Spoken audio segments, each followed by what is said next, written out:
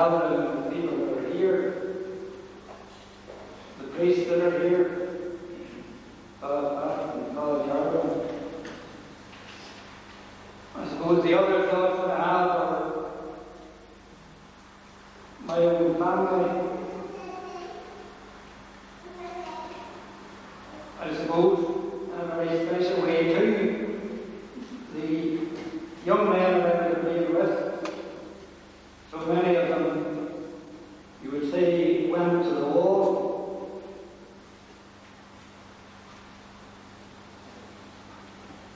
I survived. Other people that you think of are people who were in the ordination and are either in heaven or purgatory now for their sins. I think of Mother, Uncle Richard, Uncle James, Irish.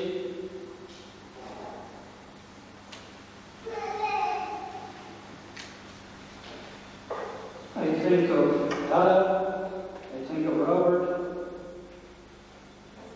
Isma, Sarah Ann, Sister Xavier, Father Cummins, Mrs. Curran, Barney Cassidy, and a whole host of people that touched me in different ways. And I would like, at the beginning of Mass, to bring them with us by name, which is rather difficult, but to bring them with us in our Mass today, because in a way it's a Mass for thanksgiving, for survival, for the graces, for the fun, for the bad times, and for the good times over the last 25 years. And to do that, I think somebody else we need to think of today is the daily team. Because I'm not there to cheer it all. Without me, for me, feel. But seriously, to celebrate this Mass, I was called to mind all the times that we fail one another, all the times that we haven't lived up to the expectations maybe that God had for us. And we ask for forgiveness for people we hurt, things we did wrong.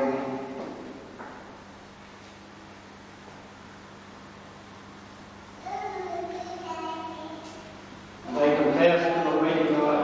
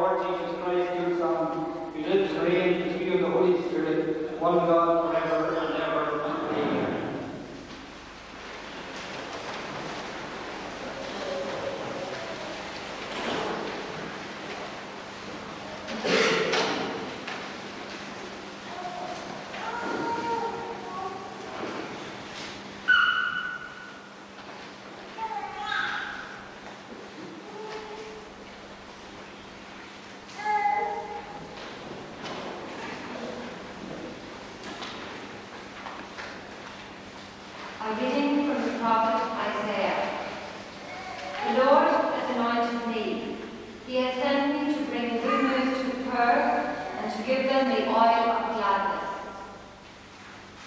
The Spirit of the Lord has been given to me, for the Lord has anointed me.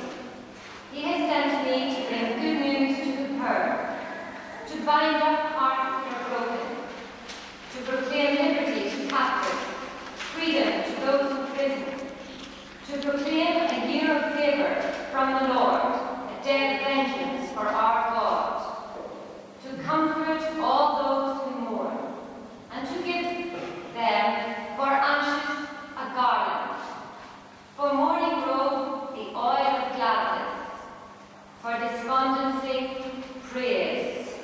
This is the word of the Lord. Thanks be to God.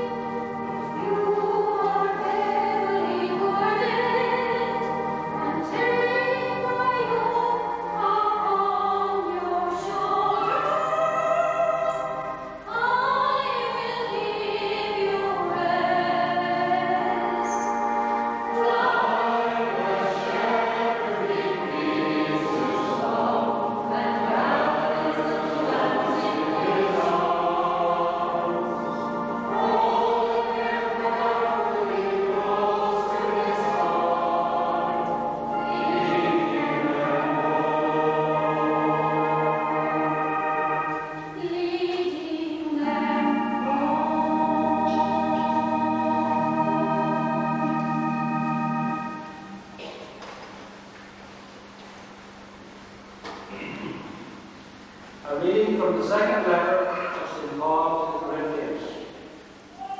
We are preaching Christ Jesus as the Lord, and ourselves as your servants for Jesus' sake. Since we have, by an act of mercy, been entrusted with this work of administration, there is no weakening on our part. On the contrary, we will have none of the reticence of those who are ashamed, no deceitfulness or watering down of the word of God. But the way we condemn ourselves, every human being with a conscience, is by stating the truth openly in the sight of God. For it is not ourselves that we are preaching, but Christ Jesus as the Lord, and ourselves as servants for Jesus' sake. It is the same God that said, "Let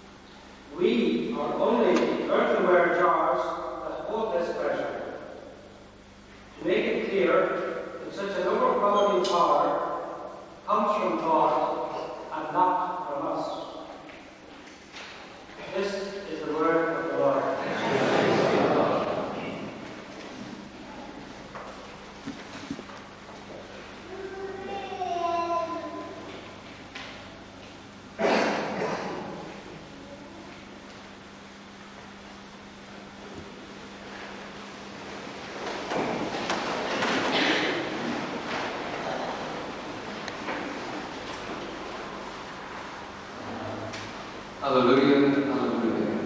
I am the shepherd of our Lord.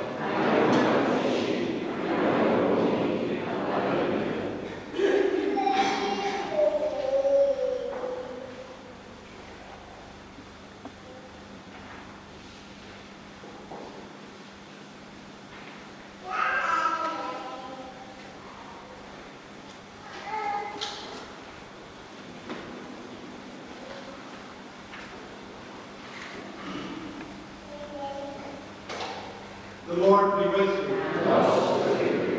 Reading from the Holy Gospel according to John.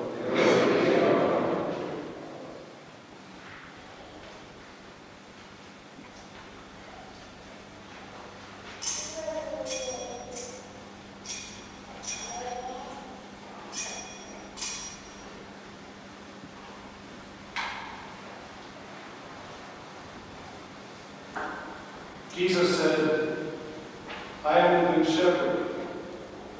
The good shepherd is one who lays down his life for his sheep. The hired man, since he is not the shepherd, and the sheep do not belong to him, abandons the sheep and runs away as soon as he sees them coming. And then the wolf attacks and scatters the sheep. This is because he is only the hired man and has no concern for the sheep. I am the good shepherd. I know my own, and my own know me. Just as the Father knows me, and I know the Father. And I lay down my life for my sheep. And there are other sheep I have that are not of this fold, and these I have to lead as well. They too will listen to my voice, and there will be only one flock and one shepherd. This is the gospel of the Lord. Praise to God.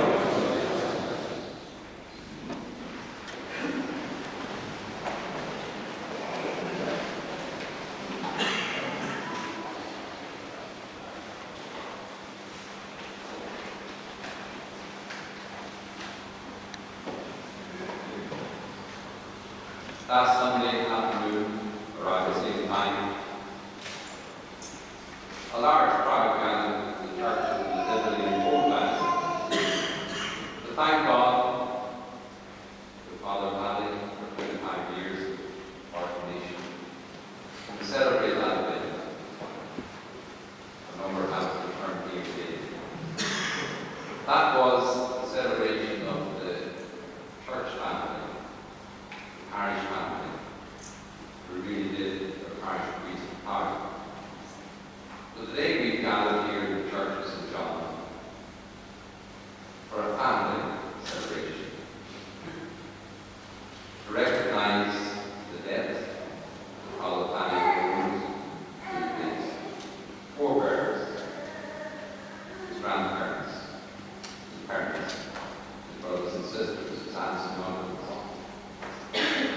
He's come back really to his roots, from which the seed of faith was nurtured and grew, and from which God called him to serve in the priesthood. And I think it's only fitting at this time that the priests and I and Father will acknowledge our gratitude to the parish of St. John, the people, as well as the diocese of Area, not just for Paddy, but also for Ruth, for giving us such committed, dedicated men. We thank them for it. Maybe there'll be a few more to follow in their example. But today is the day we celebrate with the family. We congratulate the McWilliams and Paddy's sisters and brothers. We know that his father is with us, and all those who have been named to be in the Mass with Brother Charlie. The priest in leaving the family to serve God by way of the priesthood doesn't really leave him. And I think parents, in a way, still feel that they are still their sons. Like remember the family goes to get married, they set up their own home, they have their own family. But the priest always remains part of the family. And it's good, because the family knows as he is. And while in parishes, in his work, he may be healed, put in the pedestal a little bit, not so much now, maybe it's the past. But when he comes home, he's reminded of who he is. It's good for the soul, and it's good for humility. So we thank God for the gift that this McWilliams family made to the parish of God by way of Paddy. We thank God as well for it. And we're here together to give grace and thanks to God. The Gospel that was chosen for today's Mass, the Gospel of the Good Shepherd. And we're all well aware of the difference between the shepherds in the Holy Land and the shepherds here. We know a good shepherd here drives his sheep with the aid of a good dog. In the Holy Land, completely different. The shepherd, as Jesus said, knows his sheep. He leads the sheep. And that, in a way, would sum up Father Paddy's priestly life. There are many other wonderful qualities that he has that would like to embarrass you.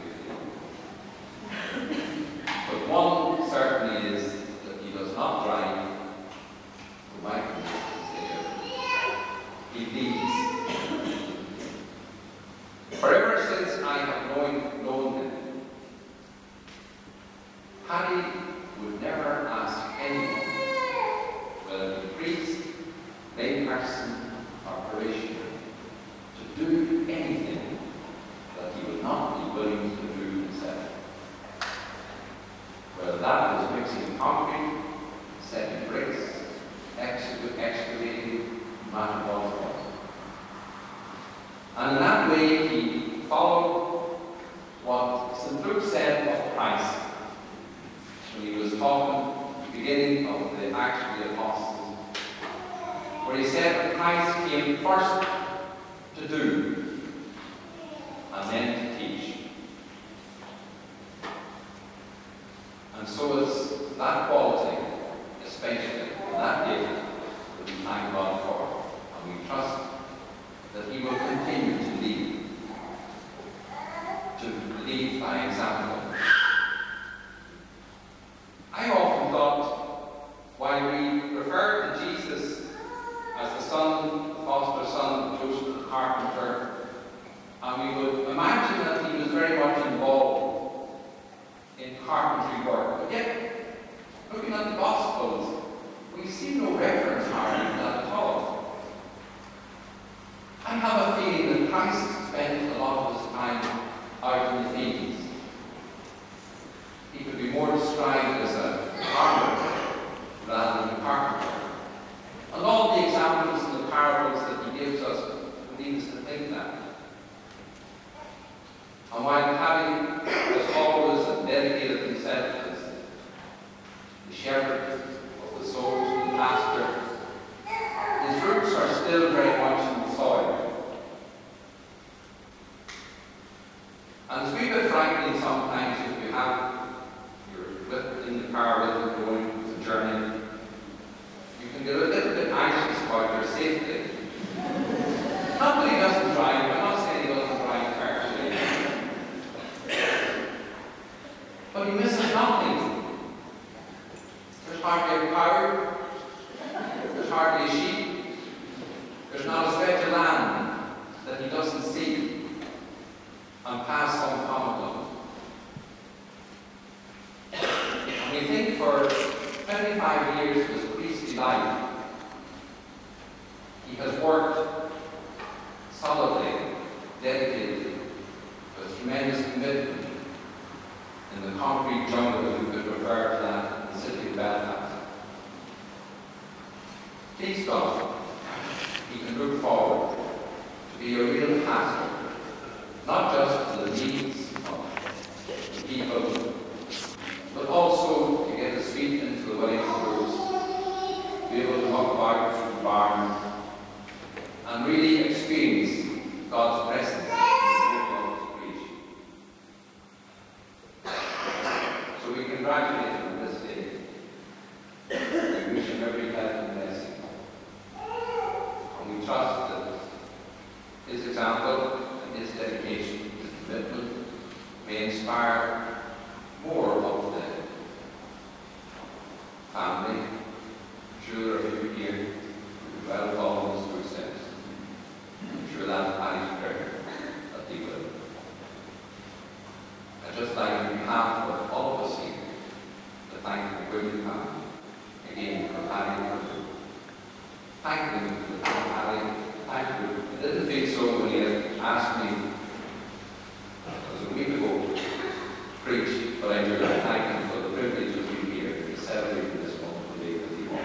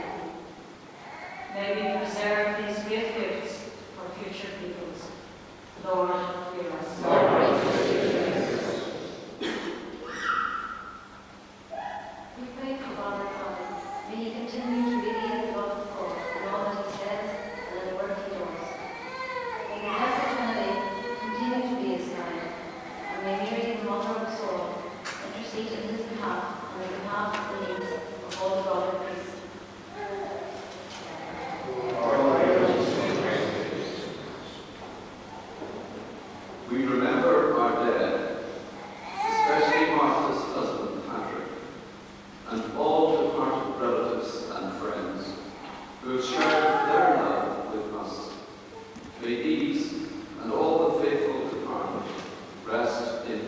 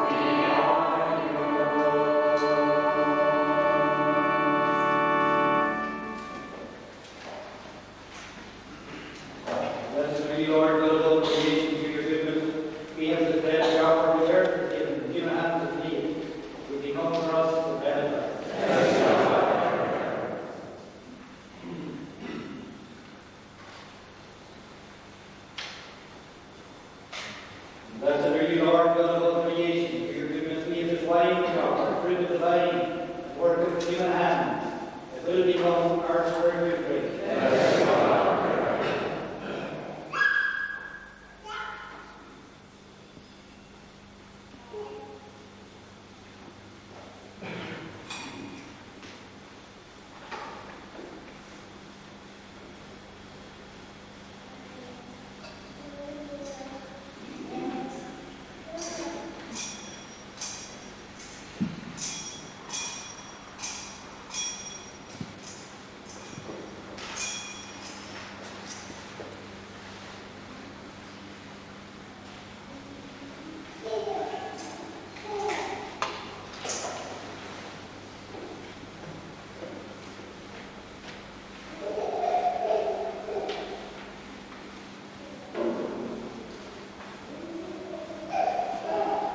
Pray, friends, that our sacrifice may be acceptable to God the Almighty.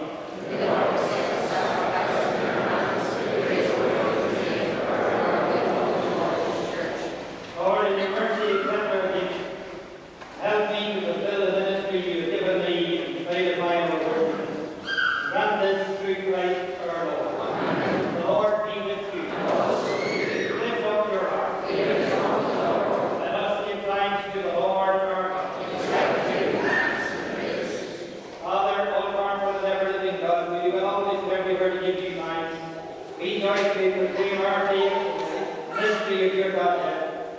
You have revealed your glory and the glory also of your Son, that the Holy Spirit, three persons equal in majesty, undivided in splendor, yet one Lord, one God, ever to be adored in your everlasting glory. And so with all the choirs of angels in heaven, we proclaim your glory and join in their unending hymn of praise.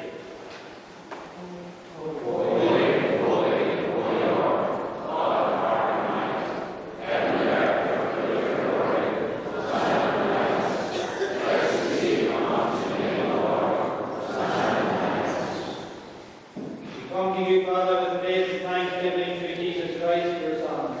Through whom we ask you to accept and bless these gifts we offer you in sacrifice. We offer them to your Holy Catholic Church, watch over it, Lord, and guide. Grant peace and unity to our Lord. We offer them for John Paul, our Pope, for Patrick, our Bishop, for all who hold and teach the Catholic faith to come to us from the apostles.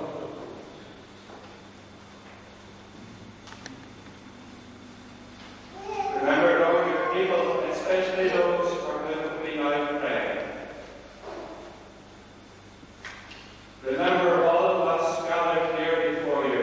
You know how firmly we believe in you and dedicate ourselves to you. We offer you this sacrifice of praise for ourselves and those who are dear to us. We pray to you, our living and true God, for our well-being and redemption.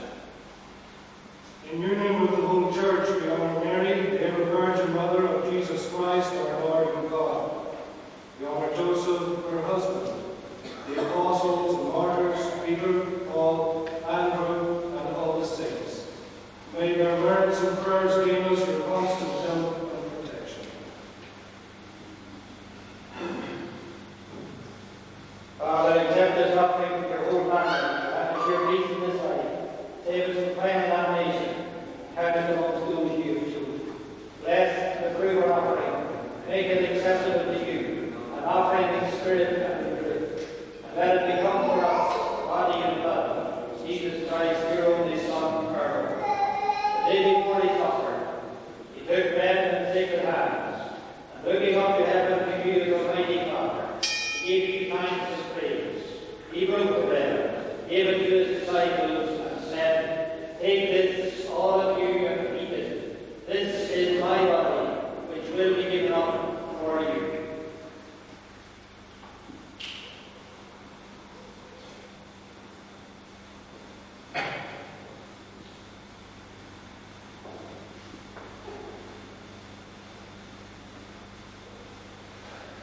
When supper was ended, he took the cup, again he gave you thanks and praise.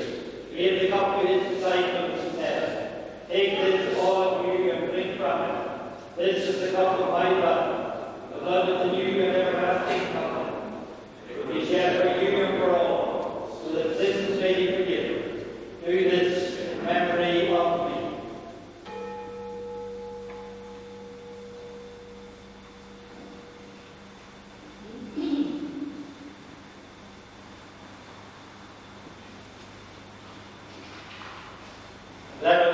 proclaim the mystery of faith. Dying, you destroyed our life. Rising, you restored our life. Lord Jesus, come in glory. Father, we celebrate the memory of Christ your Son. Be your people and your ministers, we call his passion, his resurrection from the dead, and his ascension into glory. And from the many gifts you have given us, we offer to you, God of glory and majesty, this holy and perfect sacrifice, the bread of life and the cup of eternal salvation. Look with favour on these offerings, and accept them as once you accepted the gifts of your servant David, the sacrifice of Abraham our father in faith, and the bread and wine offered by your priest Melchizedek. Almighty God, we pray that your angel may take this sacrifice to your altar in heaven. Then as you receive from this altar the sacred body and blood of your Son, let us be filled with every grace and blessing. Remember, Lord, those who have died and have gone to the rest, mark with the sign of peace, especially those for whom we pray.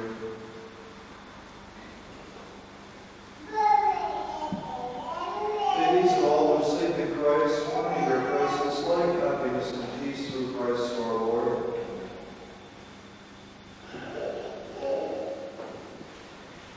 For ourselves too, we have some share in fellowship of your apostles and martyrs. The John the Baptist, Steve, Matthias, Barnabas, and all the saints. So we are sinners, we trust in your mercy and love. Do not consider what we do in prayer, and grant us your good. We pray for our ego and all these gifts. We fill them with life and good, we bless them, make them good.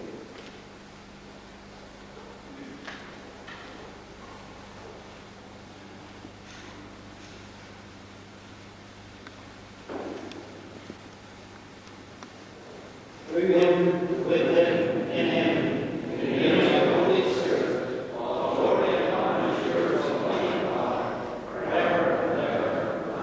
Amen.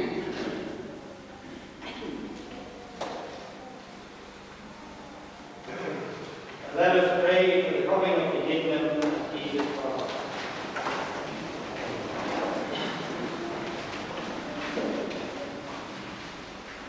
Our Father, who art in heaven, hallowed be thy name.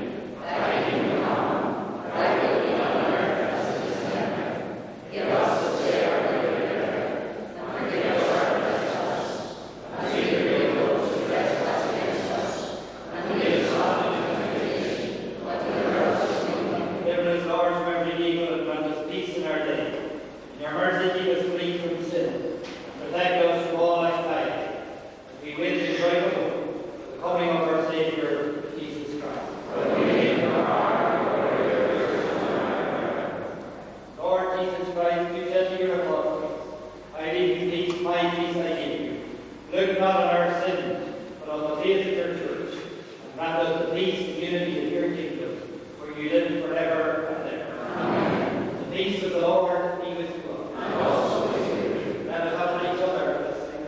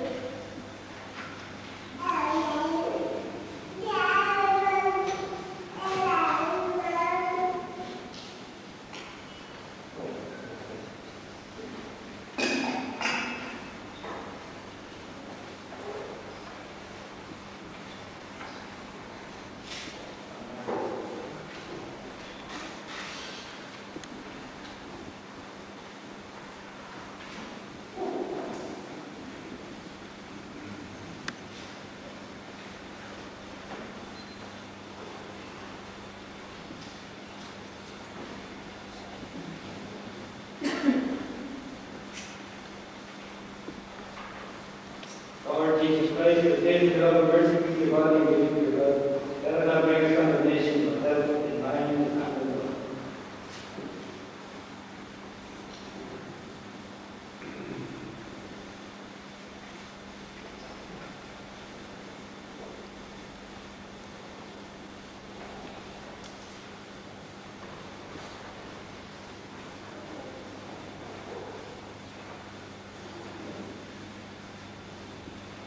And this is the Lamb of God who takes away the sins of the world. And happy are those who are called to his supper. Lord, I am not worthy to receive you, only say a word, and I shall be healed.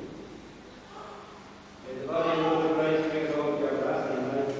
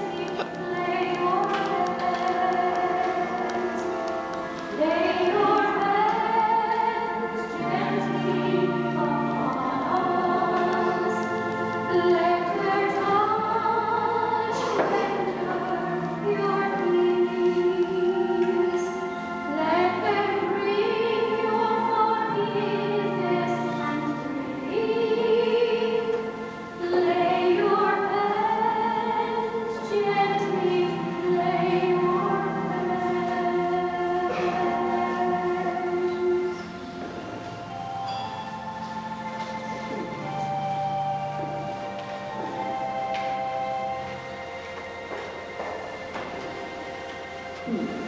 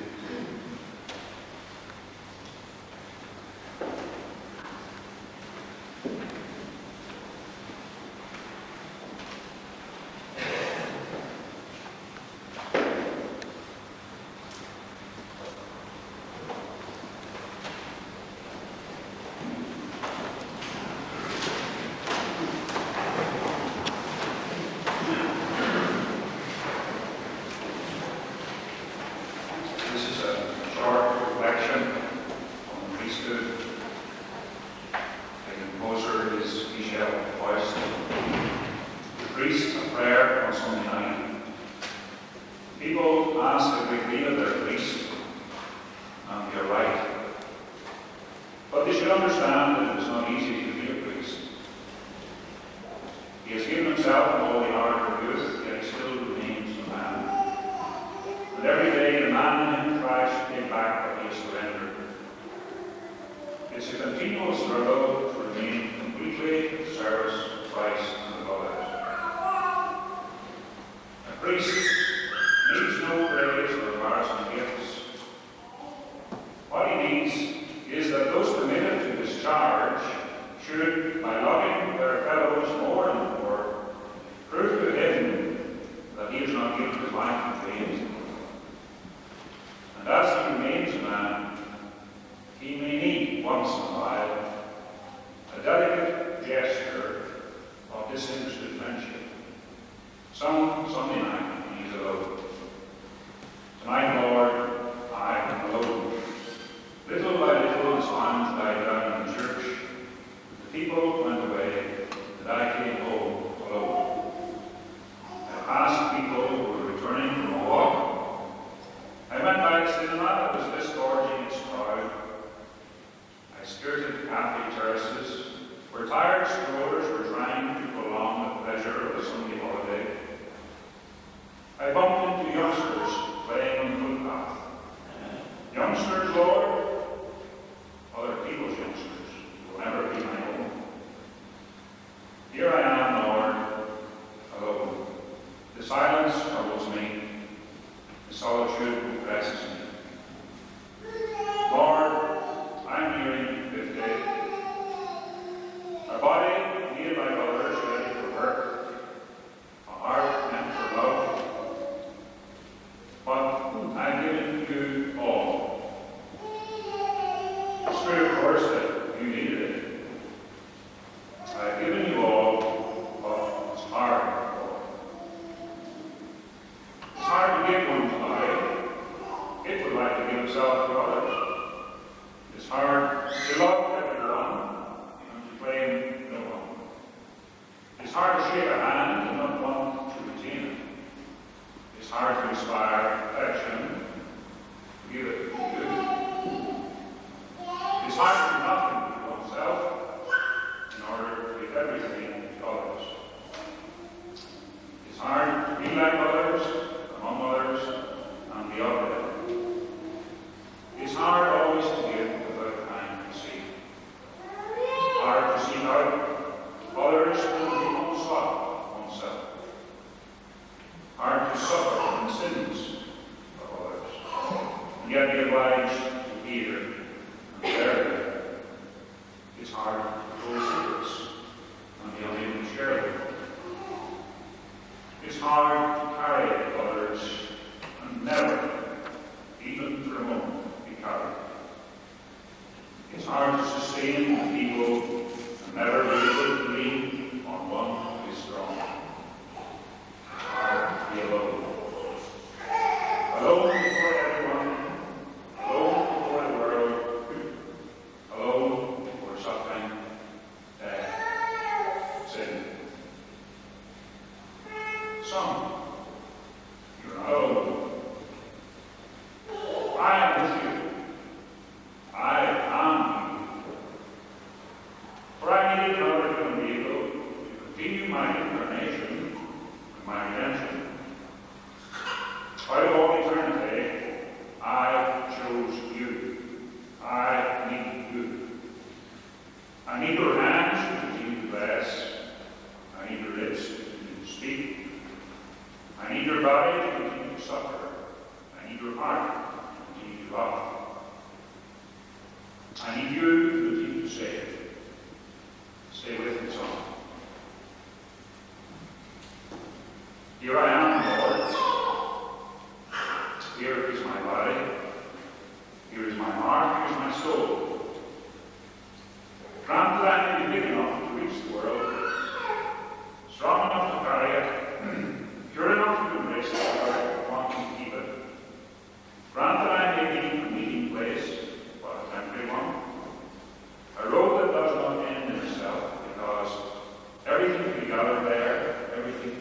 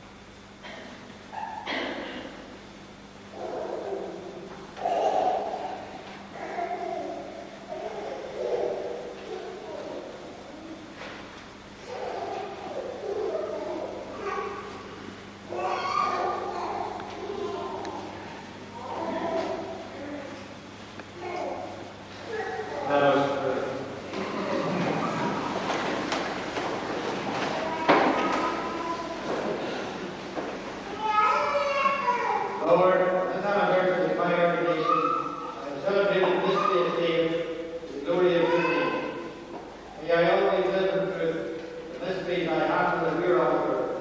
Grant this in the name of Jesus the Lord. Amen. The Lord be with you. And also with you. The Almighty God bless us all. Father, Son, and Holy Spirit. Amen. Who will please to love you, serve the Lord. Thanks be to God.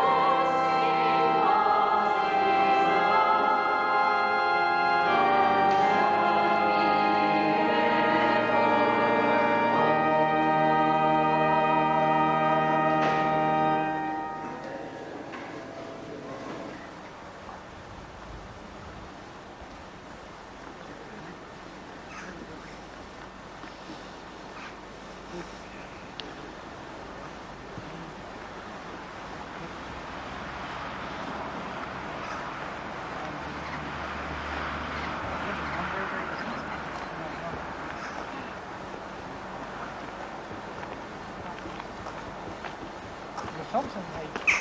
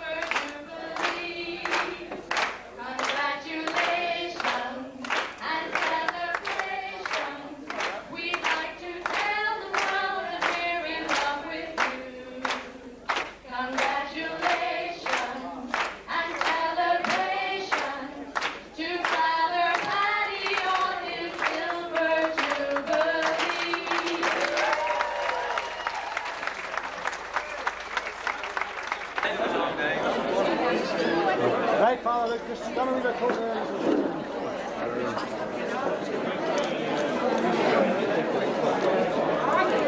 Right, both of you. Right, lovely. Come on. That's lovely. Hold on now. Blessed O Lord, and these thy gifts from the bounty we are about to receive through Christ our Lord. Amen. Father, Son, Holy Spirit. Amen.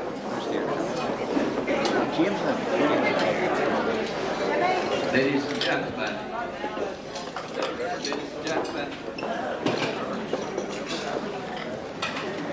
Dogs have broken down.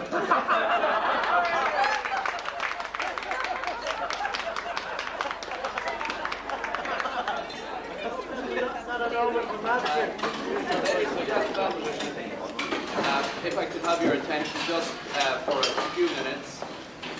First of all, on behalf of Mrs. McWilliams, could I welcome all of you here tonight to the Salmon Leap. And I think that we've had a very sumptuous meal. The meal is, of course, continuing, and perhaps will continue much longer. But could I take this opportunity of personally thanking Mrs. McWilliams on your behalf for her wonderful hospitality here today.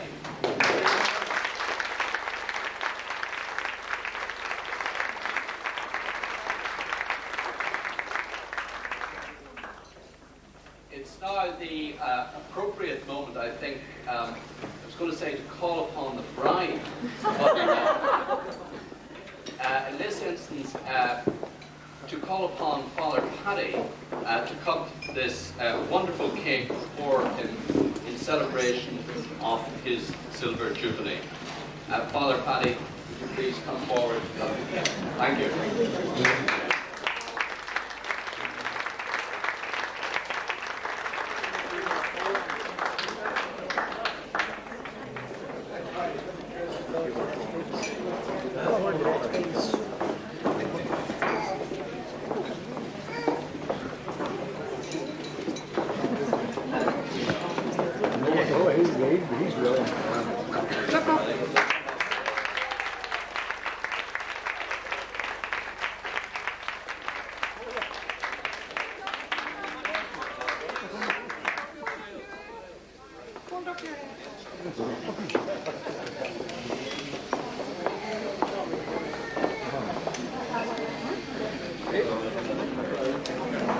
Thank you very much. Thank you.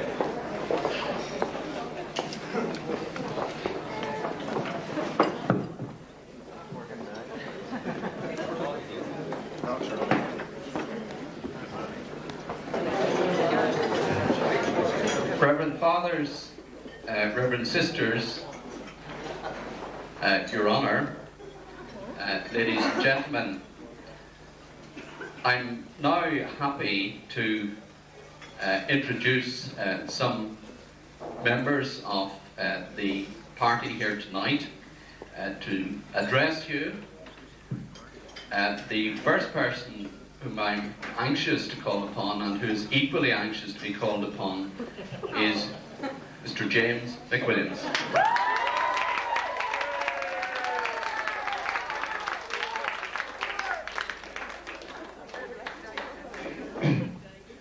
Reverend Fathers, Reverend Sisters, Your Honour, ladies and gentlemen, on behalf of my mother, brothers and sisters, I wish to welcome you all here on this occasion of our family to celebrate Paddy's 25th anniversary ordination to the priesthood.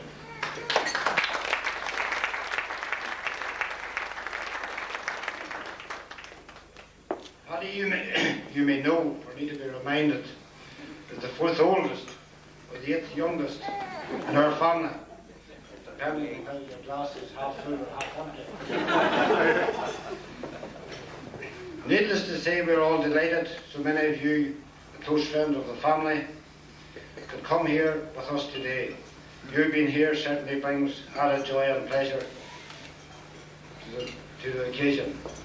And I am sure that Paddy and all the family would wish for more delightful or better company on this very important day to us. I'd like to say a special word of thanks to Billy Miller and Mona for coming here today to celebrate with us.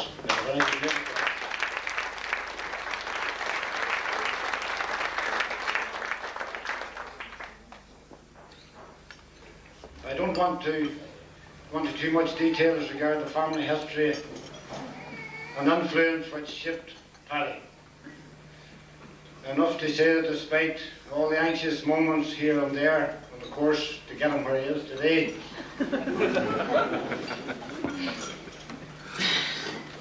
he has made some fair achievements in his 25 years in the priesthood.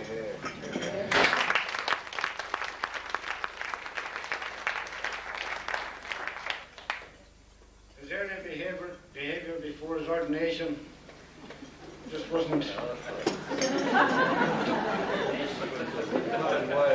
If you want to know further about that, if you ask the like of Paddy O'Connor or something, he could tell you. At that stage.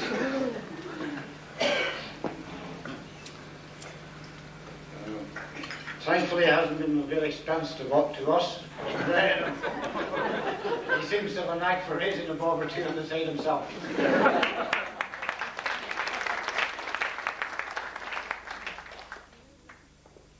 I think too that the fact that his younger brother, priest Luke, continues to lead Paddy's good priestly example. Because of the fact he does it. Should ensure that Paddy's next 25 years will just be exemplary for the past 25. I understand that there's just a moment of this cage turn. There's a few other speakers here to follow, so I'll not say a lot more. I hope you all enjoy this special day with myself, my mother, brothers and sisters. Many congratulations to Paddy, to you on your 25th anniversary. What have we written here? That goes your warmest regards and affection, Paddy.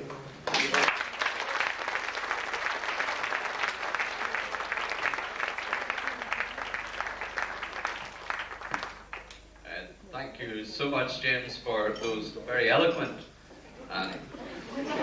words indeed.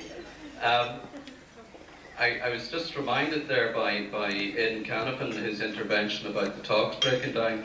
Talks nearly did break down, as everyone knows, and have been breaking down since they started. But on Friday, at such a juncture, James Molyneux happened to be talking to some of our friends, and he mentioned one Willie McRae, and the reason I mentioned Willie McRae, he also is a clergyman. Not you, Park. But Willie was proving to be rather difficult to deal with, and it was said that he was in the country, but and had in fact been in Nashville, but was back in the country, but was on that particular day officiating at a wedding. And Jim Molyneux said to one of my colleagues, he said, you know, rather dryly in Jim Molyneux's fashion, he said, some of our folk very unkindly have suggested that he's officiating at the wedding of his parents. But far be it from me to hog this particular space. I'm delighted to introduce the next speaker, His Honour Judge John Curran.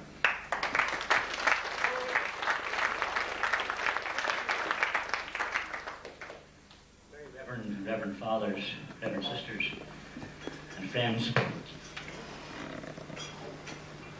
I'm very delighted and honoured to be asked to speak at Paddy's 25th anniversary. I knew Paddy, I tell you, and have known him since he was a boy of about 14, 15. And over the years, I have seen a development. It's sometimes said, you know, the child is father to the man. I never really understood that, but I think I understand it now. The same qualities that appear in a young person frequently are shown when he is much more mature. I remember Paddy as a young boy, a very helpful and obliging young man, very hard-working and unselfish. And over the years, the same qualities exactly have been shown as a young priest, as a slightly older priest, as a young PP, and even a slightly older PP. On my left, I have a most eloquent and excellent preacher, Father Hubert, who said to me when I was asked to speak, "I've said all I can say." And it was obvious to me during the ceremony that Paddy became somewhat embarrassed. And indeed, it was obvious that there's a slight reticence about praising people. I remember as a young person reading Boswell's Life of Johnson and being very annoyed at things Johnson said about Ireland and the Irish. The first thing he said, which was really ridiculous, was the Giant's Causeway is worth seeing, but not worth going to see. And the other thing he said was, the Irish are a very truthful race. They never say any good to one another. I thought that was an appalling insult. And then some years later, in a chaplaincy in Queen's, a wonderful man, a priest, Dr. O'Rahilly, appeared from Cork. And sitting with the students round the fire, with a pipe in one hand and a glass of bush in the other, he said, "Irish society can be categorised as the lopping off of emergent heads." I wondered about that for a minute or two, and then cottoned on what he was at. I knew him when he had an ass in his pants. His father was a barber, butcher, baker, whatever the case might be. There is a tendency in this country, unfortunately, to criticise and to begrudge. I remember one time Father Richard O'Raw telling me about when he was a student in Maynooth. And the Dean of Studies then was walking through the grounds with him, pointing out all the old geniuses in their graves. The funny thing about this country is you have to be nearly dead before anybody actually appreciates you. I remember also the late former Bishop of Down and Connor, Dr. McGeehan, saying, "You know, it would take an immense amount of praise to insult a person." Well, that's not something that happens very often in this country. And even at the risk of insulting Paddy, I want to say a few things about him, which I think are well merited.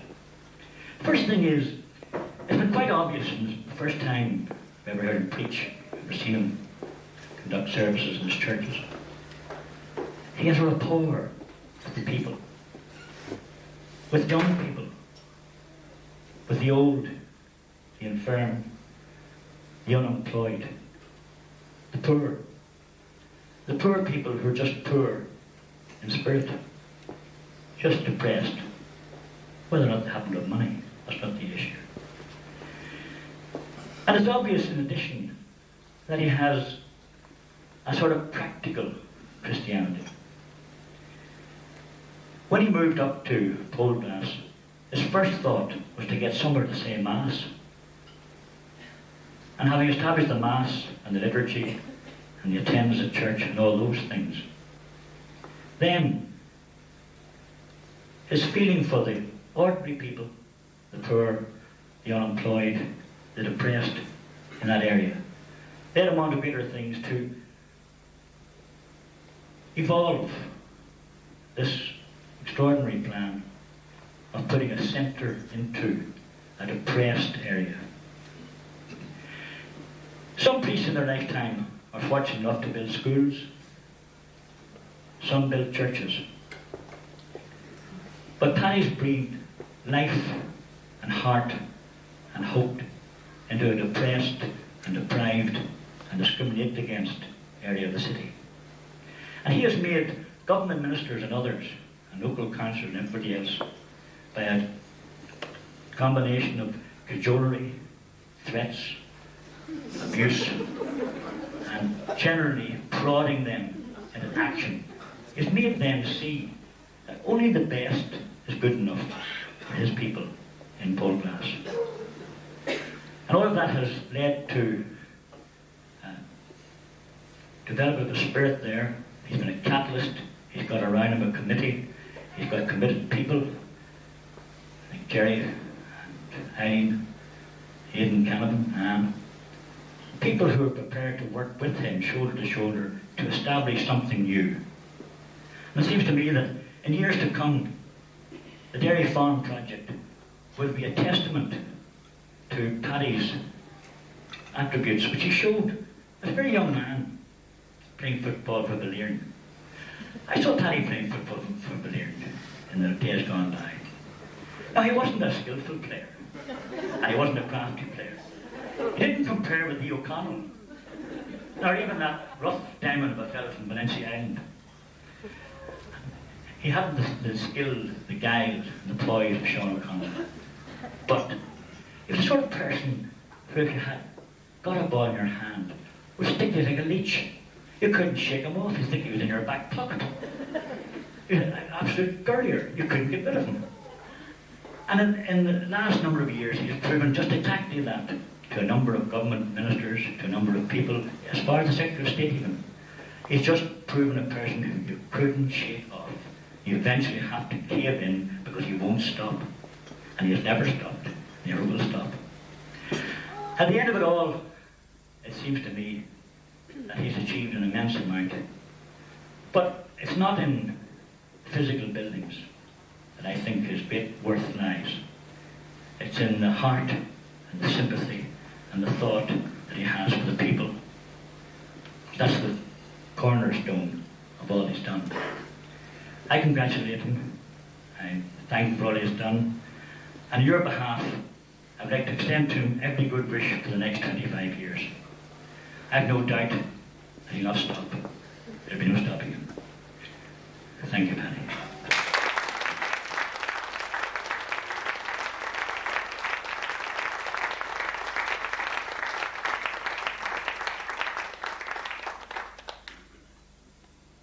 Reverend Fathers, ladies and gentlemen, thank you very much, John. Again, the talks have gone. Thank you very much, John, for a very fine address here tonight. There have been extraordinary moments, I think, today, particularly during the Mass. I was impressed at one point by the fact that just as the consecration was about to start, Carmel and Dominic stood up to concelebrate along with the priests. I think that is an extraordinary advance. Never mind celibacy, never mind women priests, there it is. But that is just typical of tonight's occasion and today's celebration. We are truly indebted, I think, to the wonderful liturgy that in fact took place today. It was intensely moving, I felt, and I think most of you would have shared that thought. I think the homily in particular was memorable, and I would take this opportunity of thanking Father Hubert Rooney for that particularly moving and inspiring homily.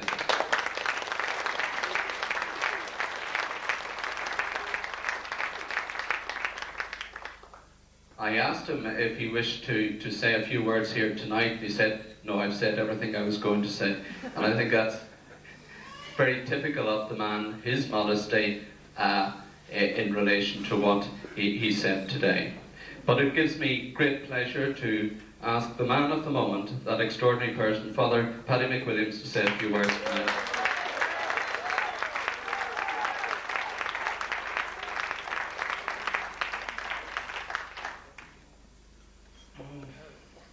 Everything John Curran said is true.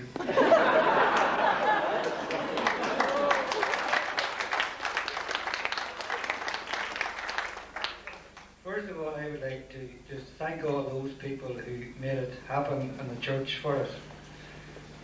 The singing, the liturgy, the whole thing, your own participation, and Billy and Mona and Margaret and all those people who were there.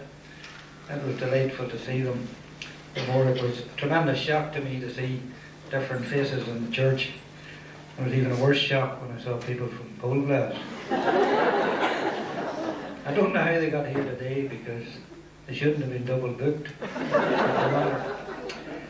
The other thing that I'd like to say here is to the kids, our own kids here, who sang on the way in, led by Patricia. I would just like to thank them personally for the way they sang. I don't know how you thank people or what you do, but I just feel that in life, there are particular people who mean a tremendous amount to you at different times in your life. And very often, I would be the worst in the world at keeping in contact with people, and sometimes I nearly feel I've used them and gone on to use somebody else and gone on to use somebody else. But I would hate to think that that was true. I think friends are people who support you, who care about you, who carry you through life. And when you need them, you go looking for them. And you allow them to get on with their life, and they allow you to get on with your life in the different ways. Now, and St. Peter's was the first parish that I went to.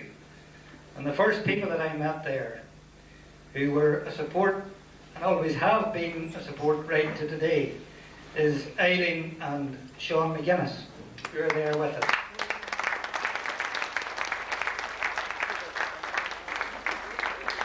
I remember gathering up a squad of wee girls and stuffing them into a minibus and a wee car and taking them down to Toom and saying to Eileen and Sean, you go with them. And they were a wee curtain couple, and away they went with them, and I don't know what happened. But we survived anyway, the kids loved it, and Sean and Eileen has been a friend of mine ever since. And in St. Peter's, I was appointed to a big school called St. Louise's School. And I was horrified when I was sent up to this school by Paddy Murphy, God rest him. But up I went anyway, and the first person I met was Sister Genevieve here, who has been a friend for me and to me for the most of 25 years. Sometimes she scolded, sometimes she coaxed, sometimes she encouraged, but she has been a great friend all those years, and I would just like to say thanks to her too for making St. Peter's sometimes, which I would have found very difficult coming from the country, coming into St. Peter's. I remember the first day I arrived, it was a Saturday evening. I went up to Belfast reluctantly. I didn't know where the Shankill was, nor the Falls Road was. And I drove round, and I eventually found St. Peter's. And I drove round, and I got out of the car, and I walked around it 3 times. And a wee Falls Road woman came over and she says, son, are you lost? And she didn't know how right she was. And I was lost there for about 6 months, and it was people like Sister Genevieve, Frank Taggart, a priest in the parish, Vincent McKinley, who kept me saying those times. And Genevieve's here tonight, and I would just like to thank her very sincerely.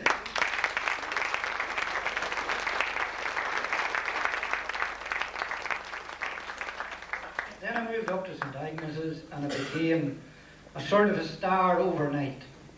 Bishop Walsh's mother thought that I was a great preacher. And I'm still made with Bishop Walsh because he believed his mother. But anyway, St. Agnes's was something else. It was, I would say, without a doubt in this world, it was the best place I've ever been. And that's not taking away from anywhere else. But St. Agnes's was just full of life. Most of the priests that were there are dead. The only one that we have here today is Frank Park, and I spent a fair bit of time in his house and in his company, and he was the best thing. And I said this last Sunday, he was the best thing. Him and his housekeeper, called Mary McCormick, they were the best thing that ever happened to me. And whatever happened, they made it happen. They kept me right, they kept an eye on me.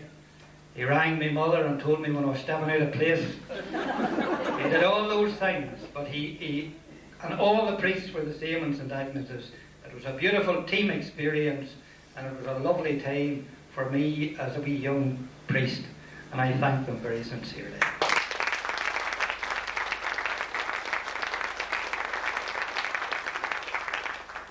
Then one night I had a sort of a nightmare, and I was going to Turf Lodge, and I asked Father McKillop, or Father Cunningham, and Father Crowley and a few of them about, and they said not at all, not happening. The bishop would at least consult us before he takes you away.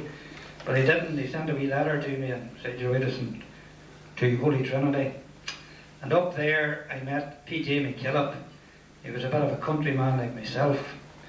He had the cap on back to front. He had a big pair of Wellingtons that were about size 15. And he had gear on him for looking after bees. And actually I thought I was seeing a ghost. But it was the parish priest. And he turned out to be one of those marvellous men, very spiritual, who would have spent an hour every morning in front of the Blessed Sacrament and tried to coax me to join him, but it was far too cold down in the church. Many prayers I said them in bed, but that was the way it was. He was a lovely person, and I had a great experience with him for about 11 years.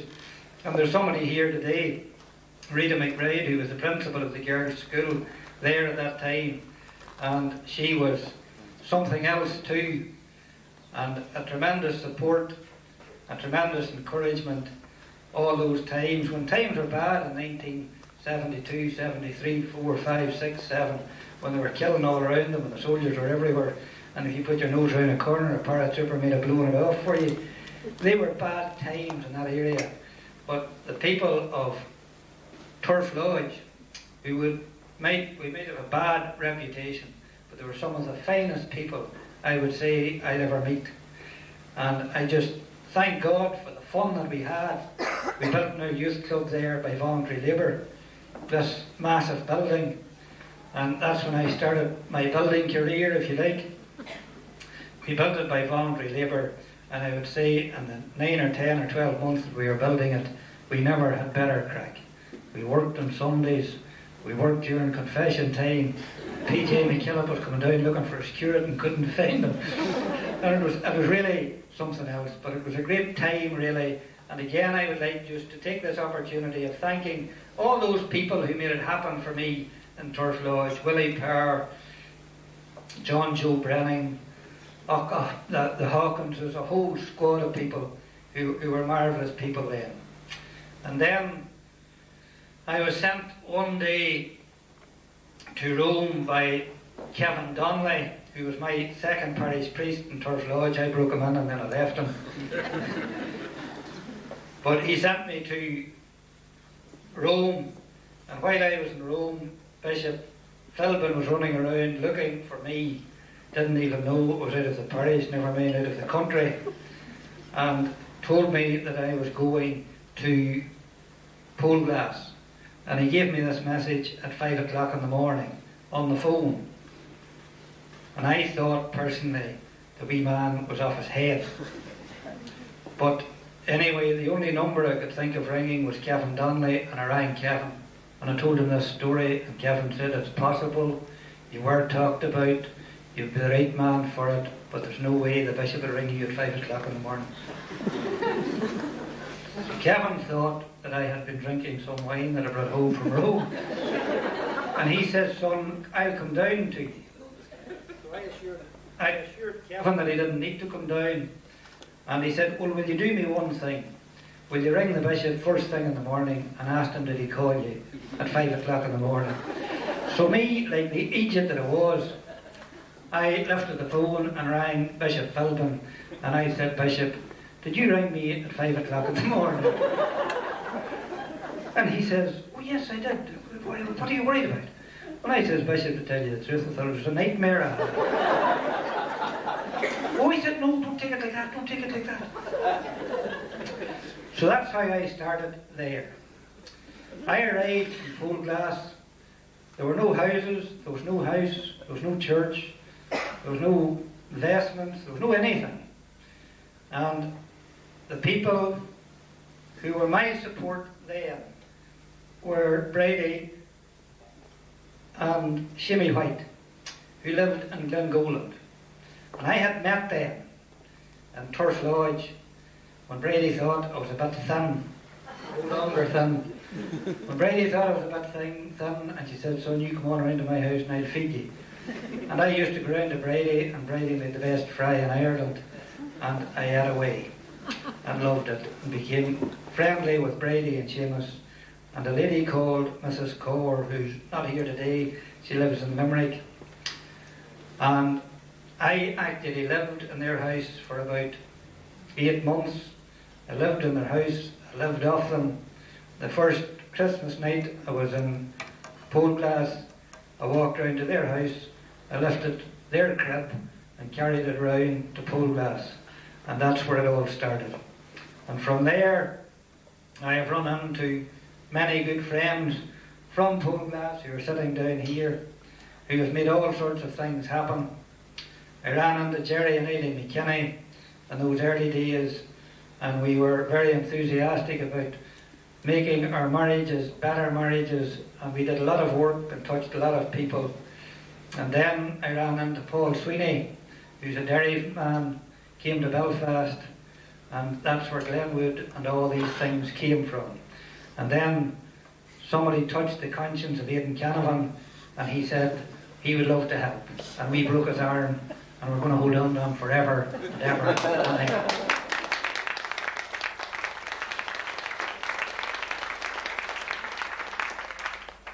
And then I would have to say that I was very fortunate, and the priests that worked with me, there was Tony Curran, who had a style all his own. And then we met Father Michael, who's here tonight, who has a lot of style and has a marvellous touch about a church and can make it really something else. He just has a gift of decoration, ideas that if somebody else tried them they mightn't work, but they work so well for him, and we're so blessed to have him. And then the latest wee man we have is a wee man called Paddy McCaffrey. He's about the size of one of your glasses there, but he's the gamest wee thing you ever met, and he does a pair of good. The other thing that I'd like to mention are the nuns who work in our parish, the sisters, all 4 of them, 6 of them in different ways. Some of them are here tonight, and I would just like to take this opportunity of thanking them for all the things that they do and make happen in our area.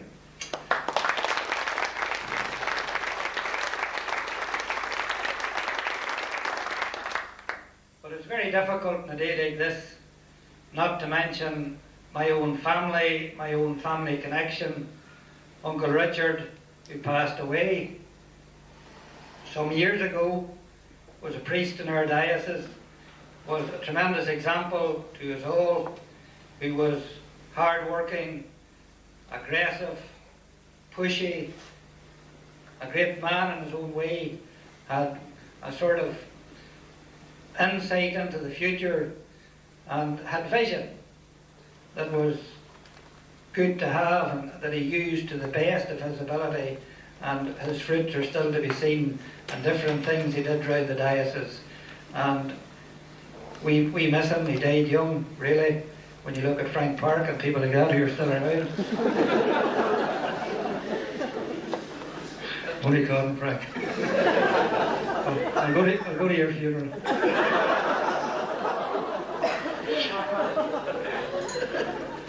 Then there was Uncle James, who almost made it to the priesthood, who was a great friend of mine, who gave me plenty of advice, who sent me back when I left the college, who did far more than most people will know about. And again, he died quite suddenly in Maynooth, just a year ago really, and it's just a pity he's not about tonight.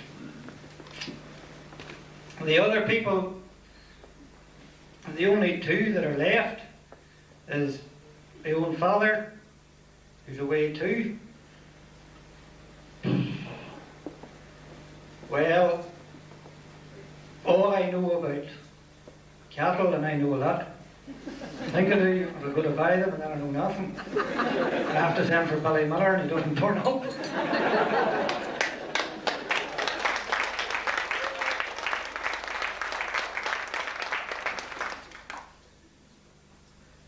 Then my mother here, who is like Brady Hawkeye, she thought she owned the Fianna Fáil party.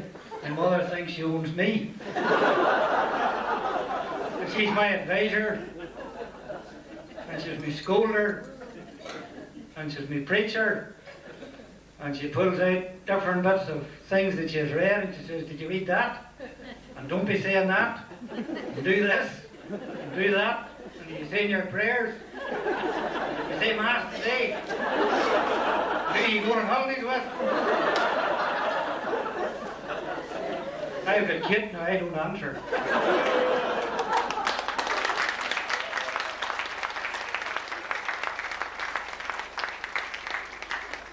But again, I would just like to say thanks to my mother for all the cajoling and the coaxing and the encouraging and praying that she has done all over the years to keep me and fellow down there on the straight and narrow. I would just like to say publicly, thanks, Mum.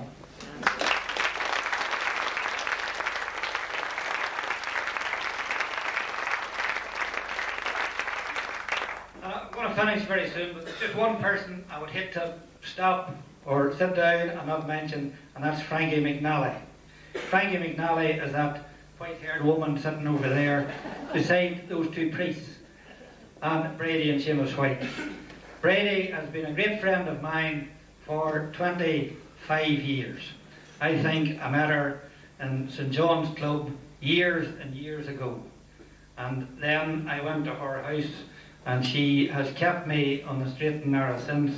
She rang me on Saturday morning and she never pretended for a minute that she was coming here, and I am really shocked that she didn't warn me.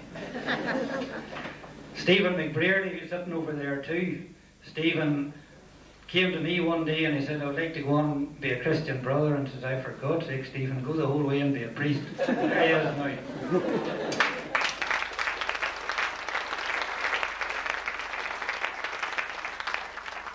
Away years and years ago, there was another woman who had a big influence on me, and that was Mary McGrogan. She's sitting down there at the minute. I called after I was ordained in her house, and she was saying the rosary, and I went in as a priest, and I thought they would jump up and say hello. The rosary went on. They were a second, they were the third second. Then they said the fourth, then they said the fifth, and then she got stuck into the trimmings. Have you ever heard of trimmings? And the trimmings were another rosary in themselves. And they were the same trimmings that my mother said in Tombridge when I was a wee boy. Uncle Barney and Uncle Joe and who else? The whole work she was still saying. So I just say thanks to, and I'm sure I've left people out, but I just say thanks to everybody who has made life so pleasant for me. I never, to be honest with everybody, I never found priesthood easy. But I have to say that when you sit down and you write the pluses against the negatives, then the pluses win by a mile. And I just thank God now that I made the decision I made 25 years ago. I did some good and I did some harm, and I'll just leave it to the man above to sort all that out. Thanks again for everything, and thanks for being here.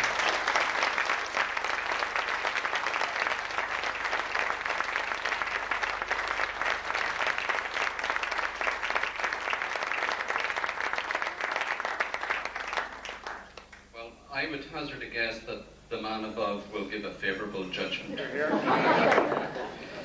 You agree, Your Honour? You know, I have to keep in with him. Ladies and gentlemen, that really ends our formalities, but, you know, all our speakers have been excellent tonight, and they're very proficient in their trade and addressing you and saying all the correct things and so forth. But there's one terrible omission, and I must draw it to your attention. That is the altar boys. Weren't they a wonderful group?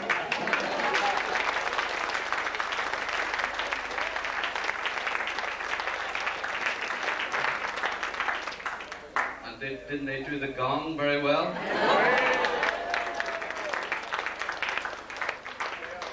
Now, Paddy has talked a lot about his farming acumen. Is that the right word? I think so. But I believe that also, as well as judging a good heifer, Charlie, he's very good at silage as well. Is that right? Right? He's the president, the honorary president of the Meath Silage Association.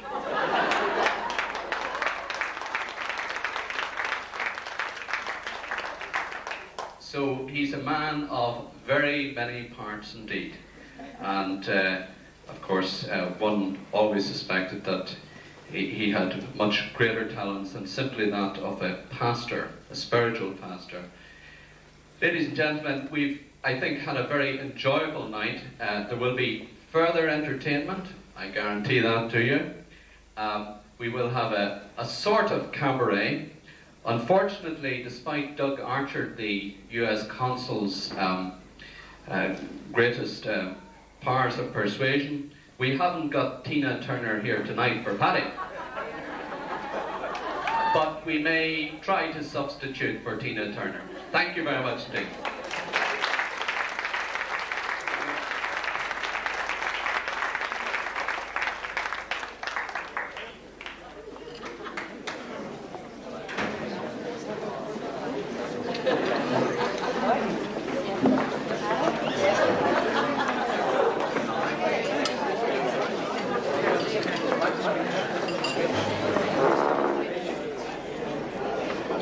Horrors of horrors, ladies and gentlemen. We have heard tonight, in passing, about Paddy's prowess on the football field. We have a legend, a living legend of Gaelic football here in our midst tonight, who wishes to address you on Father Paddy's prowess on the football field, Mr. Sean O'Connell. Thank you.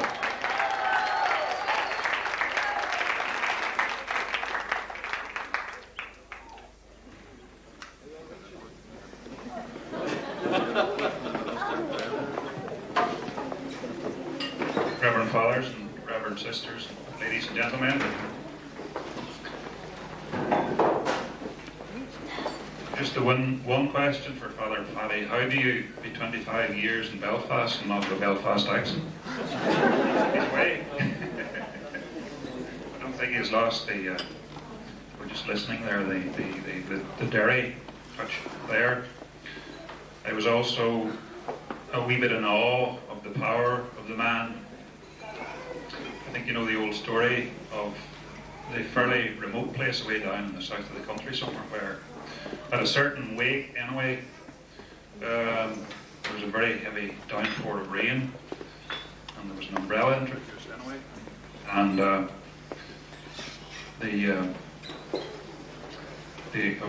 priest's umbrella was put down as he came into the wake, and then on the way out again he'd forgotten it and gone out into the rain. Somebody says rush and get that umbrella out there, you see, but it was still in the up position. We weren't too sure how to get out the door, and the priest had to be summoned back in again to put the umbrella down outside again.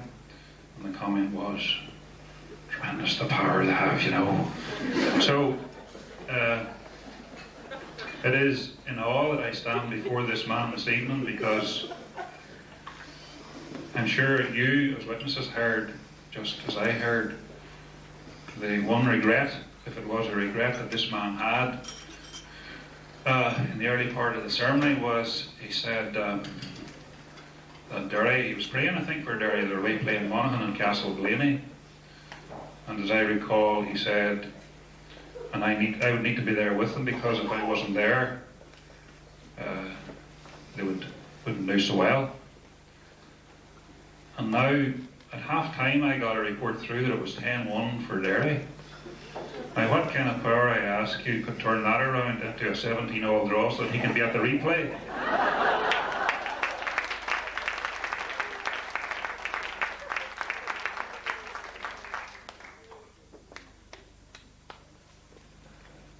In case you're wondering what this is, it's not all about Father Paddy's football prowess, but it's just the official chronicle of the times. Father Paddy was a member of the Balliern Club from about 1961 through to 65, 66. So I just wanted to recall, this evening is about a particular family here, drawing out the many faceted sides of this man that we have here. Oh, by the way, my name's Sean O'Connell. And I'm married to a sister of Father Paddy's sister's married to me. More diplomatically, no, I'm married to Father Paddy's sister Margaret. So what are my credentials? Well, I played football at club and provincial and All-Ireland level. And I've coached teams at club and county and provincial and All-Ireland level. So I consider myself to be fairly well qualified to recognise star potential in a young footballer. The balance, the vision, John Curtin, you know what I'm talking about here. The touch of genius, the economy of movement, the controlled power, the unique skill. Well, now I want to turn to something entirely different. Father Paddy here is a footballer.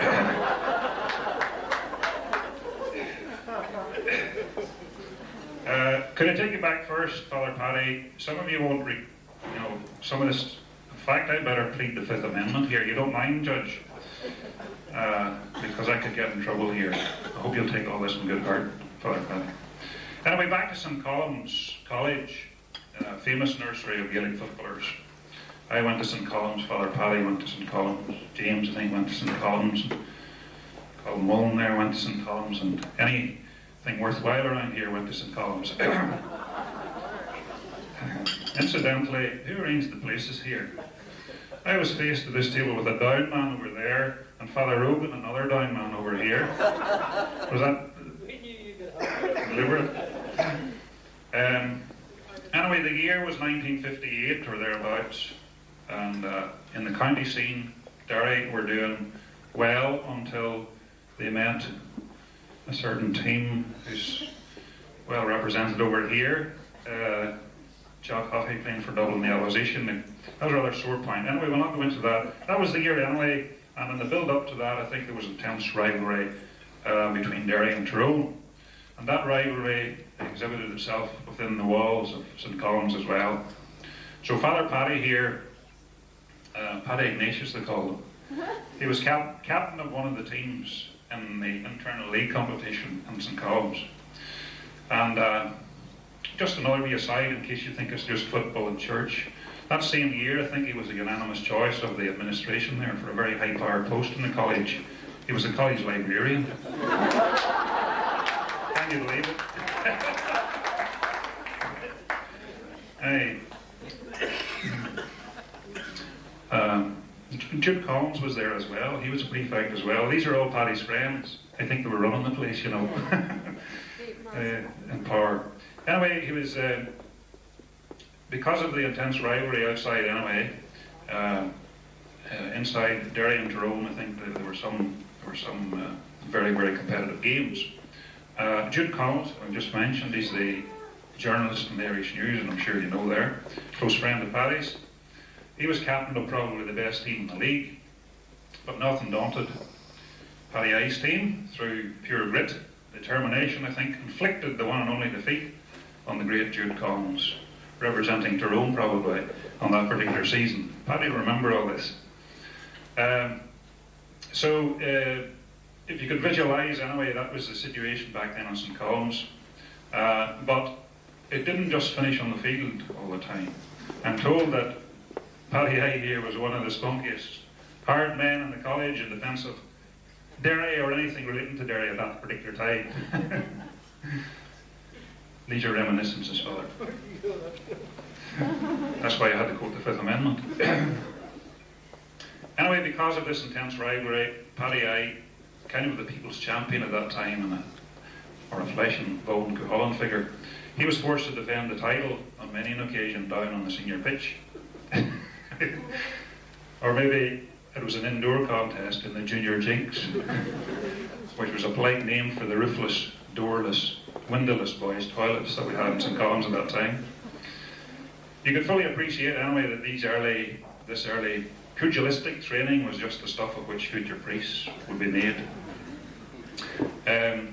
So Paddy's college contemporaries anyway, I think would probably all agree that at that time Father Paddy here was just about the most unlikely candidate for the priesthood that they could imagine. That's one reminiscence anyway from St. Collins. We could switch now to Balliern, which, as John Kern already mentioned here, is probably one of the best clubs in the whole of Ireland.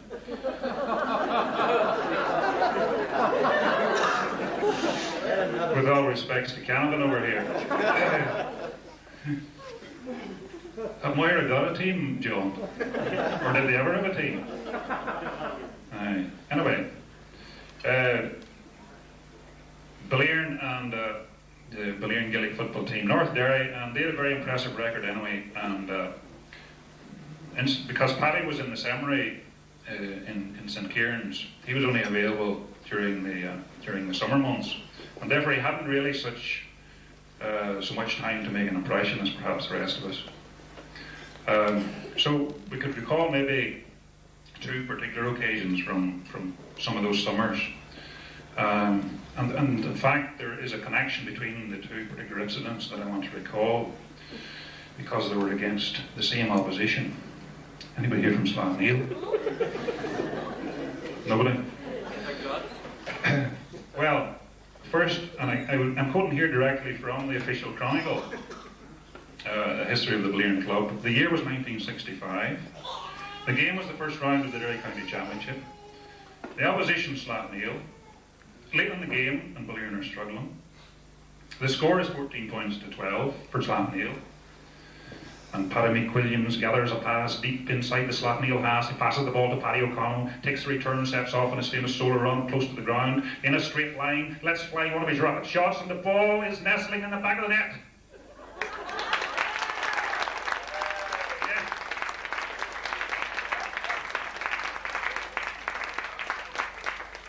Slaughtneil, beaten by a point, 112-315, famous victory, last minute goal. Second occasion, again against Slaughtneil, this time it's Kilray Carnival, and I'm sure you would recall the phrase, no greater love than that a man lay down his life for friends and all that. In a tough and tense struggle, that's a nice word for a dirty game. Anyway, Paddy had just been nailed by one of the opposition anyway, and he was down on the ground, seemingly lifeless.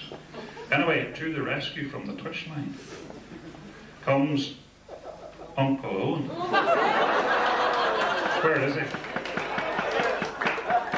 Uncle Owen to the rescue, but in the ensuing melee, I think that's the best way we could describe it, Uncle Owen sheds his blood for the cause.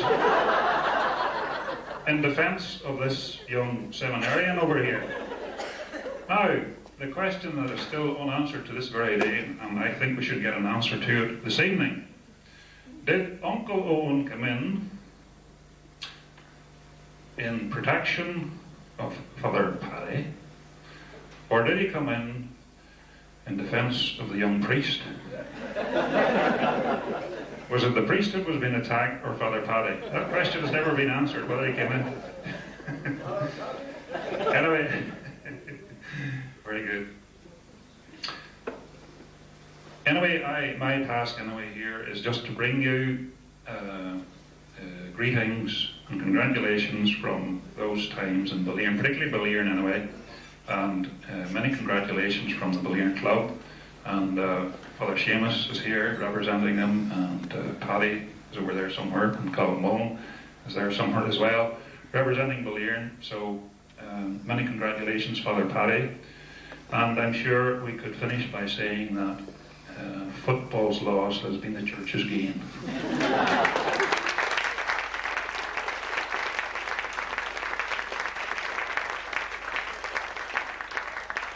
I don't know whether Father Paddy ever saw this particular production. It was a history of the Ballieren Club, centenary memento, and this particular one here has been autographed by a lot of the old hands in Ballieren.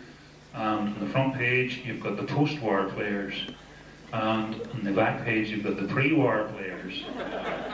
You can sign whichever section. I like to present this to you, and I call it Paddy.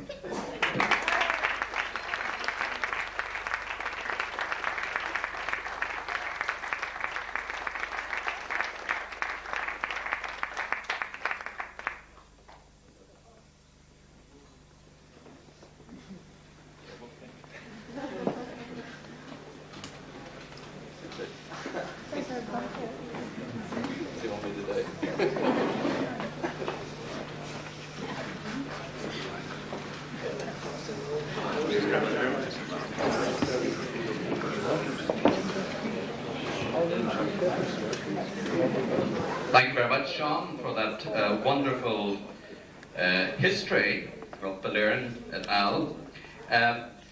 I've been asked by the manager to ask you just to allow a little rearrangement of the room whilst things can be arranged for some more entertainment. Thank you very much. For Tim, we have a very interesting duet to start off. Mr. Alban McGuinness, that's me I think, and Miss Patricia Maria McGuinness. Now, I have no pretensions whatsoever to singing, but I have to defer to Miss McGuinness here to lead us in song here tonight. And the first song is Sonny, which was made famous by Mary Black.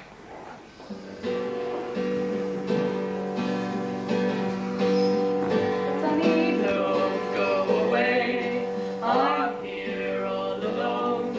Your daddy, the sailor, never come home. Nights are so long, silence goes on, I'm feeling so tired, not all that strong. Sonny lives on a farm in a far distant place. Takes all the chills, stay out of place. Lay down your head by the soft river bed. Sonny remembers the word Mama said. Sonny, don't go away, I'm here all alone. Your daddy, the sailor, never comes home. Nights are so long, silence goes on. I'm feeling so tired, not all that strong. Sonny lives all alone, though he's barely a man. There's not much to do, but he does what he can. Sits by his window, by his room on the stairs, watching the waves drifting soft on the pier. Sonny, don't go away, I'm here all alone. Your daddy,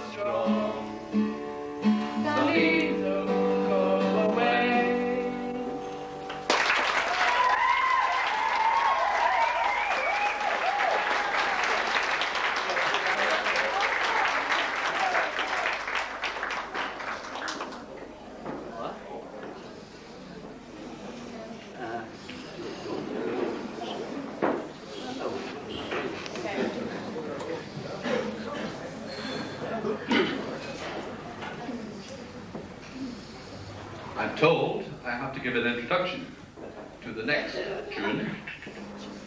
And the next tune is The Old Man.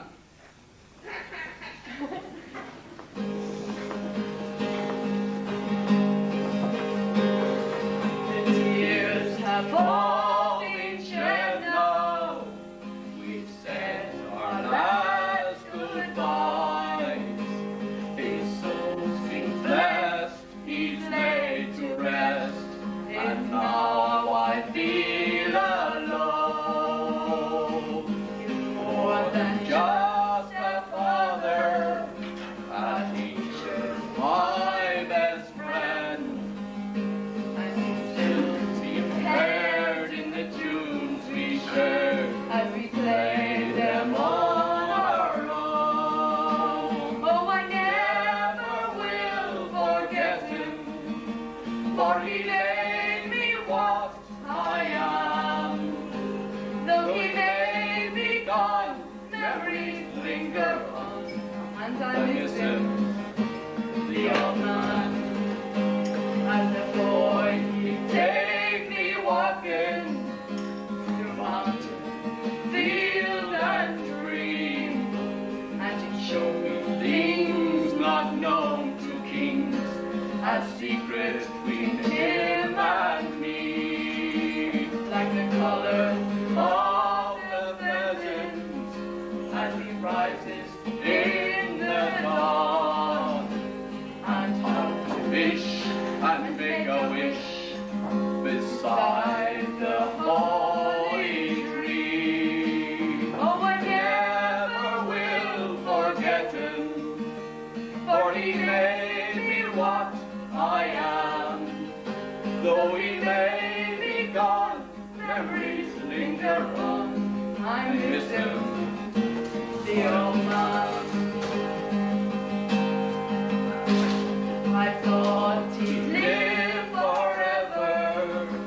He seems so big and strong, but the minutes fly and the years roll by for the father and the son. And suddenly when it happened, there was so much left unsaid. No second chance to tell him thanks for everything he'd done. Oh, I never will forget him, for he made me what I am. Though he may be gone, memories linger on. I miss him, the old man.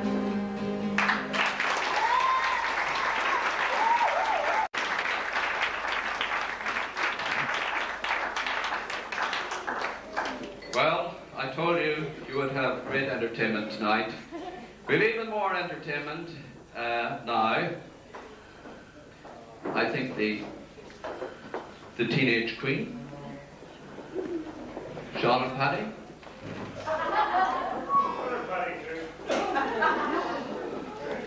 Sean?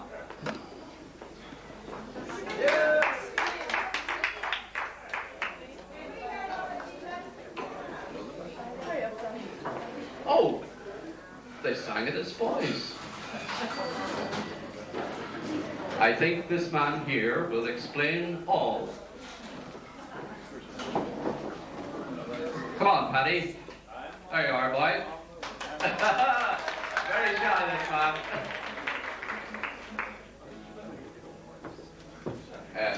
We're not quite sure of the words here, but we'll help. No.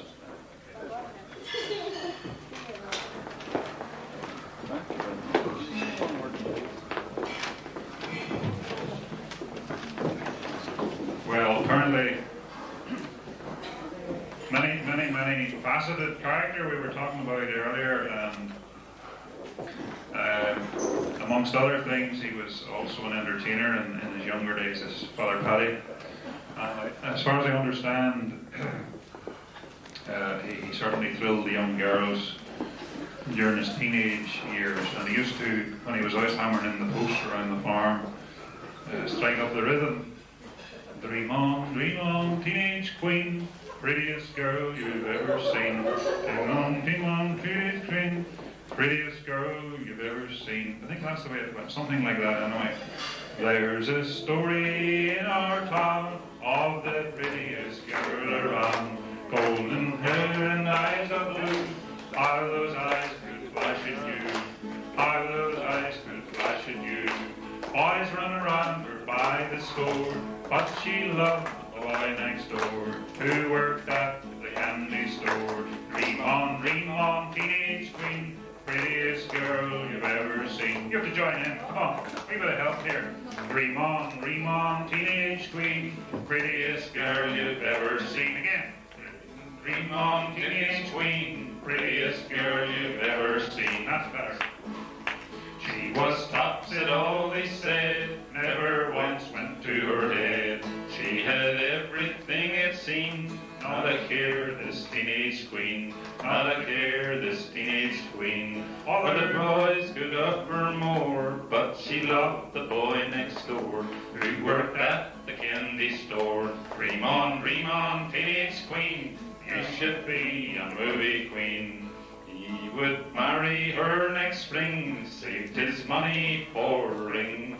Then one day the movie scout came to town to take her out.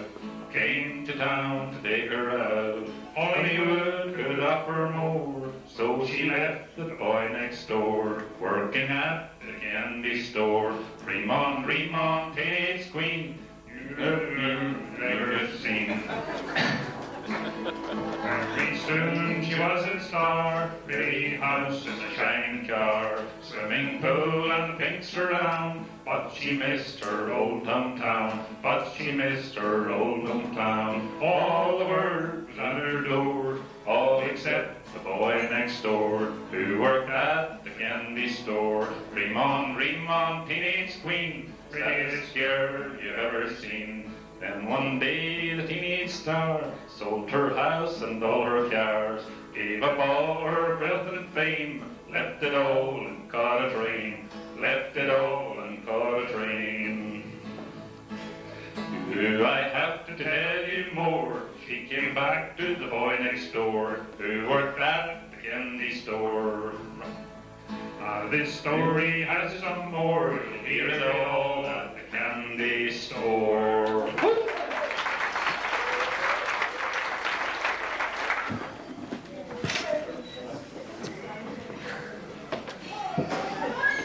I don't know how we have done it, but we have a very exclusive star, Miss Myra O'Connell. Myra O'Connell.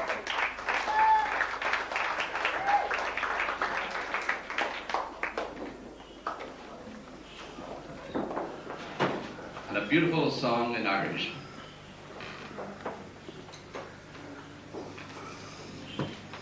Originality.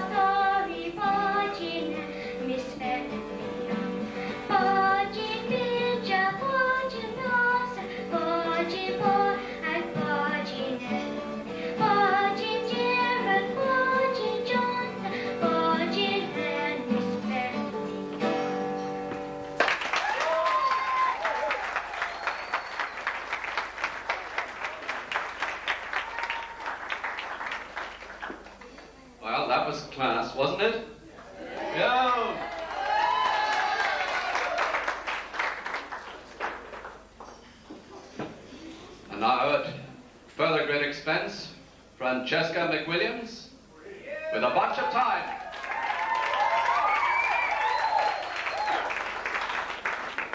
Are there no boys in the house? You don't know the McWilliams very well.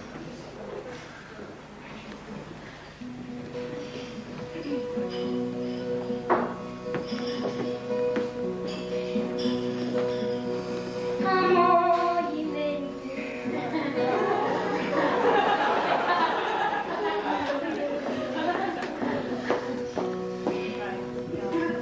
Come all ye maidens young and fair, all you that are blooming in your prime,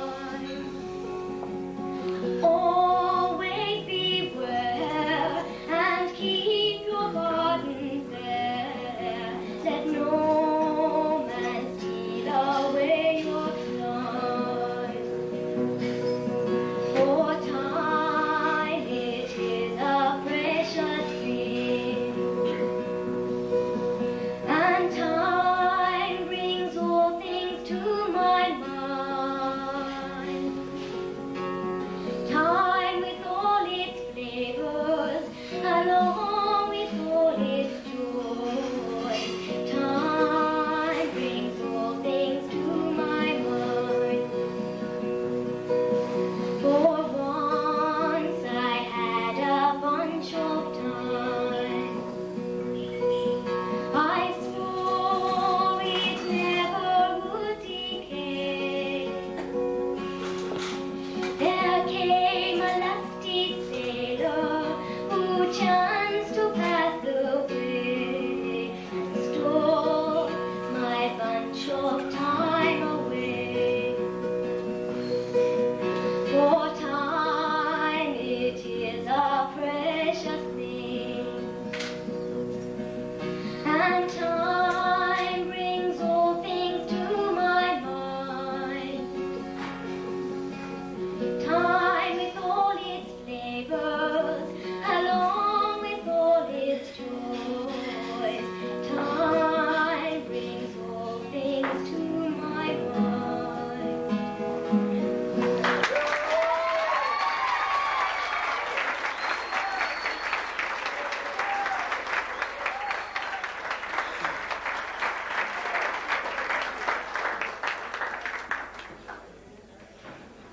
Well, that was absolutely wonderful, absolutely beautiful.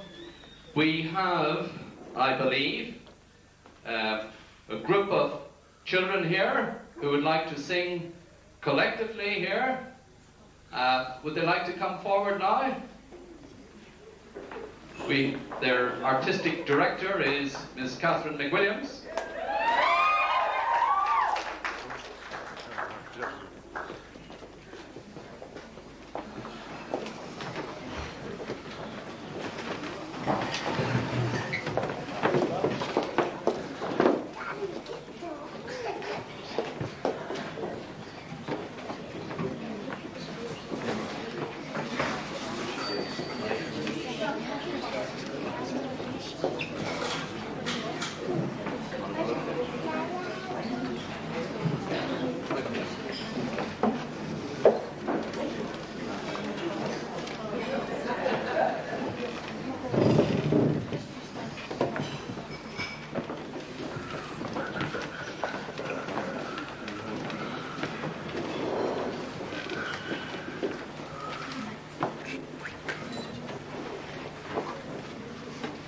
The first song we're going to sing is Yellow Bird.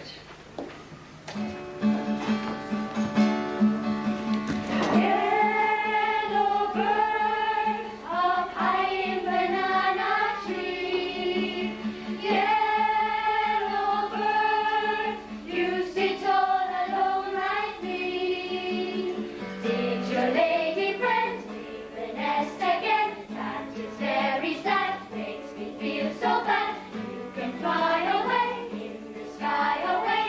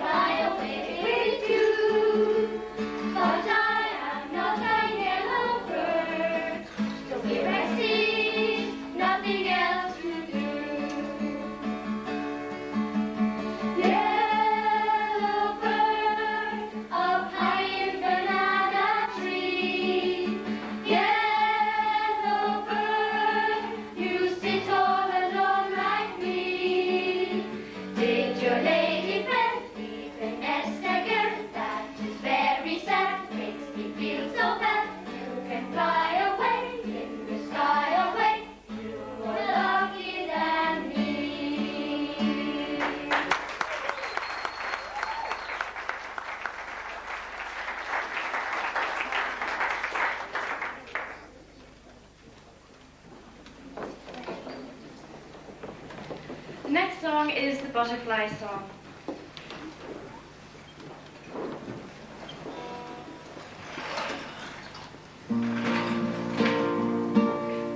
If I were a butterfly, I thank you, Lord, that I can fly. If I were a robin in a tree, I thank you, Lord, that I could sing.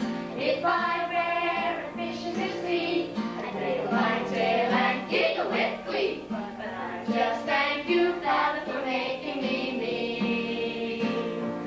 For you gave me a heart, you gave me a smile, you gave me Jesus, and you made me your child. And I just thank you, Father, for making me me.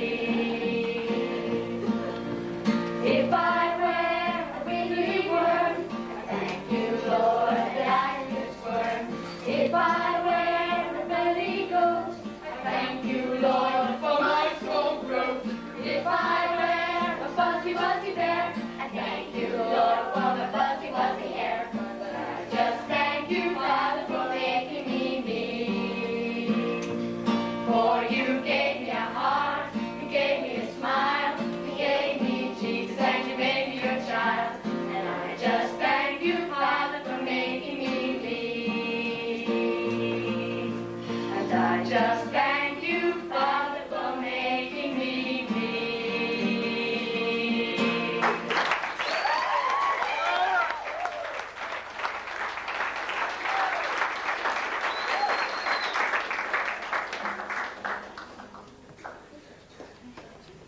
Next song is Chim Chimmery. Chimney, chim, chimney, chim, chim, chiree. As sweet is as lucky can be. Chim, chimney, chim, chimney, chim, chim, chiroo. Good luck will rub off when I shake hands with you. Or blow me a kiss, and that's lucky too. Now as the ladder of life has been strung, you may think a swings on the bottommost rung. I spend me time in the ashes and smoke. In this so white world there's no happier bloom. Chim chimney, chim chimney, chim chim chiree. You're with the smoke, you're a glad company.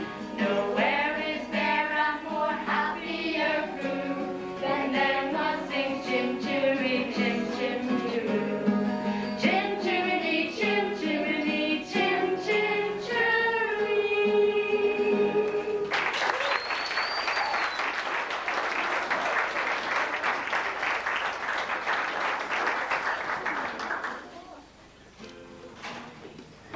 And our final song is Supercalifragilisticexpialidocious.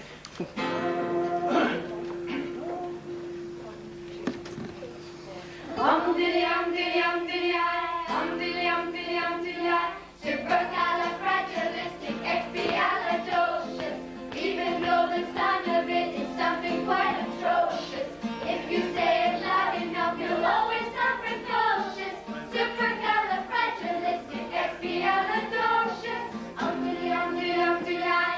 Dilly, cause I was afraid to speak when I was just a lad.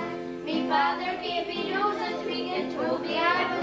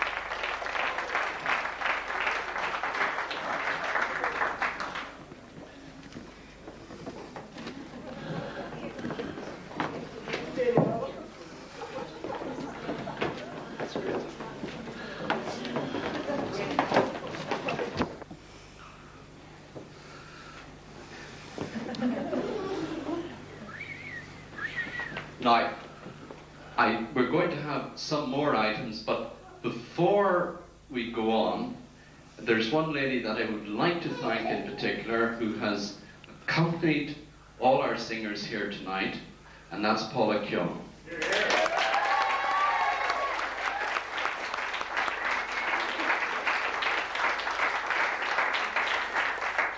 Without her musical accompaniment, I'm sure many of us would have got lost here tonight.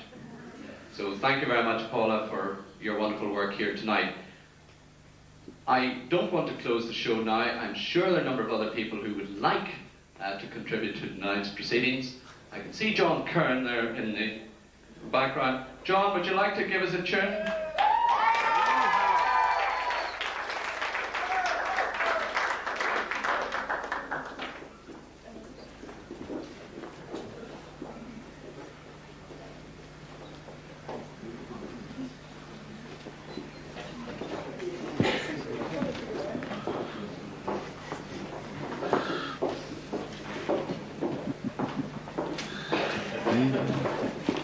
And we have our accompanists back.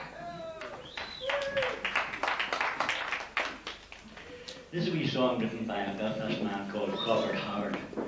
It's about local events of the gather as we go along. If you want to join in, you repeat the last line of each verse. It's called Willie John McFadgen. Wee Willie John McFadgen was a loyal orange broad. He thought that Ian Paisley was just one step down from God. He thought they ate their children in the backwoods of Ardoyne, and he knew that history started with the Battle of the Boyne. And he knew that history started with the Battle of the Boyne. One night he took a brick in his hand and he wandered up the falls. He was muttering up the Rangers and humming Derry's walls. He pushed a big shop windy to annoy the Pope of Rome. And he took a record player out and then he staggered home. They took a record player out and then he staggered home. Next night they held a hoolie in the local Orange Hall. We brought along the player to make music for the ball. He chose a stack of records of a very loyal kind. But when he put the music on, he nearly lost his mind. Yes, when he put the music on, he nearly lost his mind. For the Fenian record player was a rebel to the core. Where Dolly's prison, Derry's was and didn't give a fig. They played the tunes on Orange Hall, never heard before.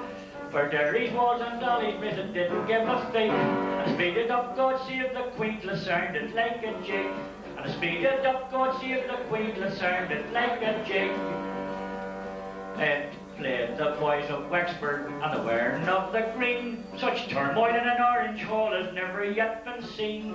It played the Woods of Upton and the men of 98. But when it played the soldier's song, it sealed Willie's fate. Yes, when it played the soldier's song, it sealed Willie's fate. For the boys went clean demented, to the ground Will was thrown. And they kicked his ribs in one by one to the tune of Gary Owen. They threw him out the windy to a song of our Sinn Féin. And they kicked them all down Sandy Road to a nation once again. And they kicked them all down Sandy Road to a nation once again. But that... Sorry.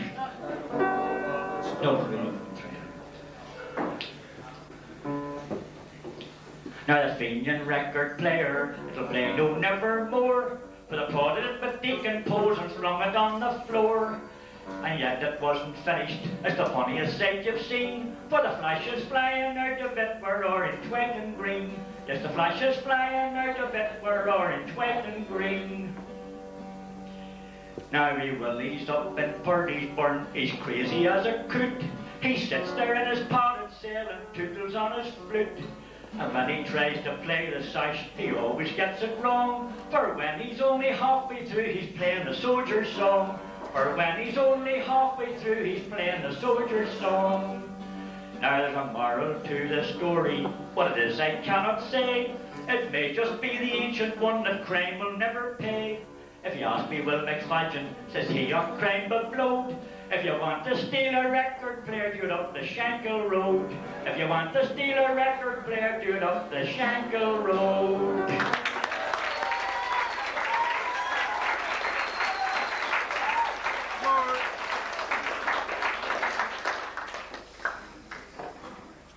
song called Stooping Beauty. And it's only a few verses. You join in if you like this one. Oh, once there was an owl who was...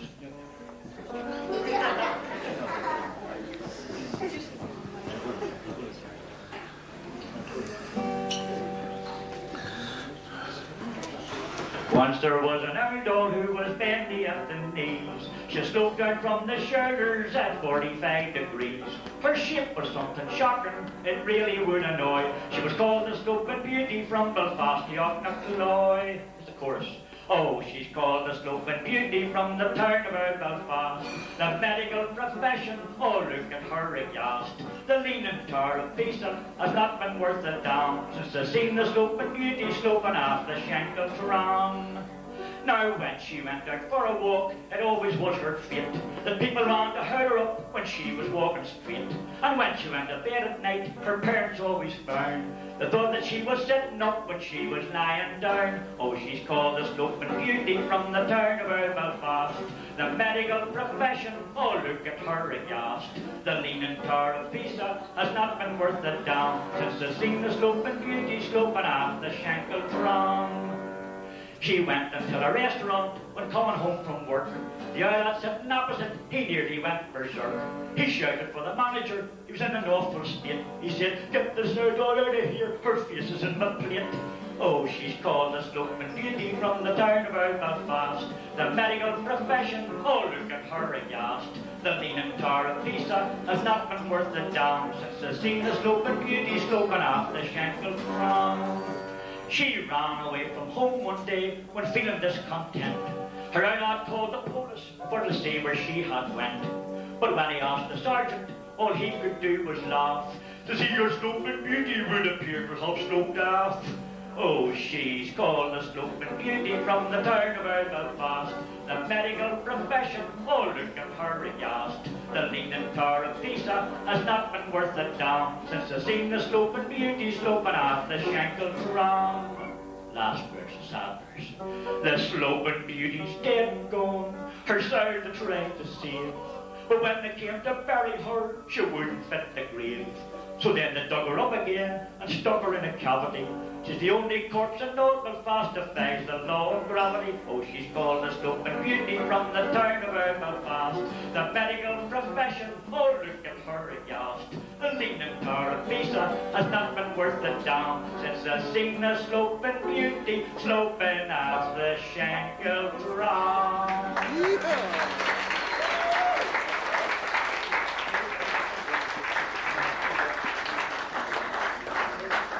The last thing I want to do is a special request from Susie, that's Paddy's aunt, who'd like Danny Boy. I think you'll join them.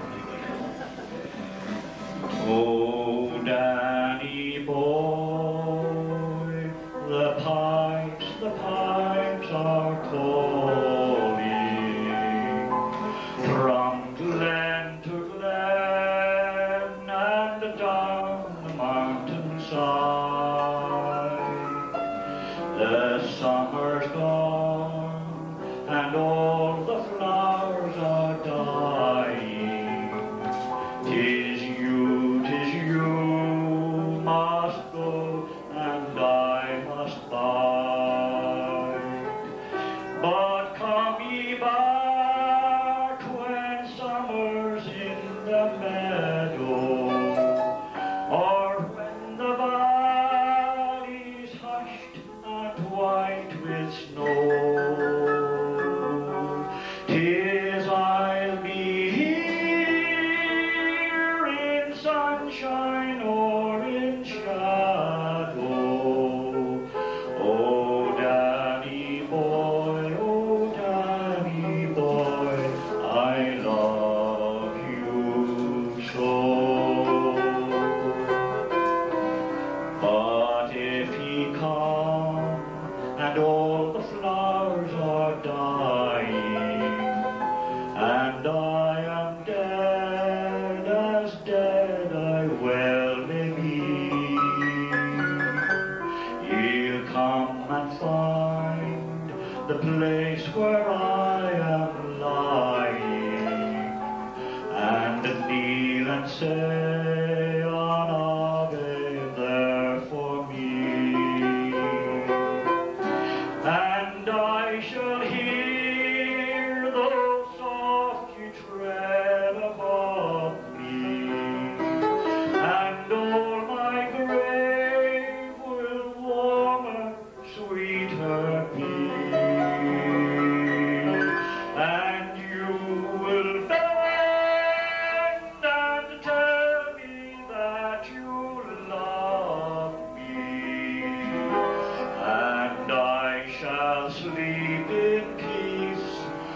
until you come to me.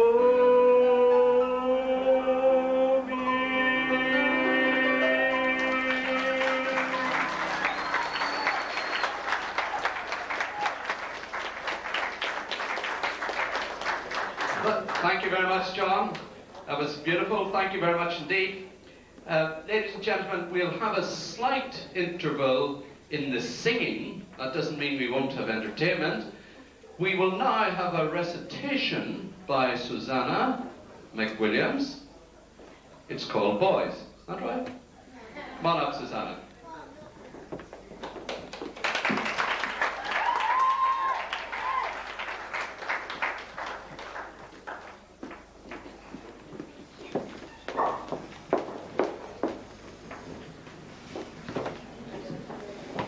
Boys. Boys are nasty, dirty and mean. Girls are beautiful, slim and clean. Boys slam desktops and classroom doors. They never seem to think of school rules or laws. When going home they thump each other. When at home they try their mother. They never seem to clean their nails. Boys should wear curly tails and have a snubby grunting nose, floppy ears and trotter toes.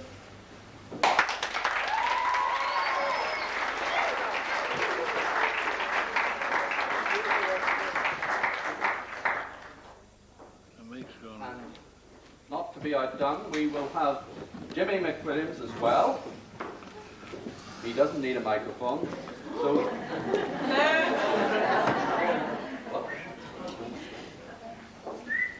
It's called Tom's Bomb.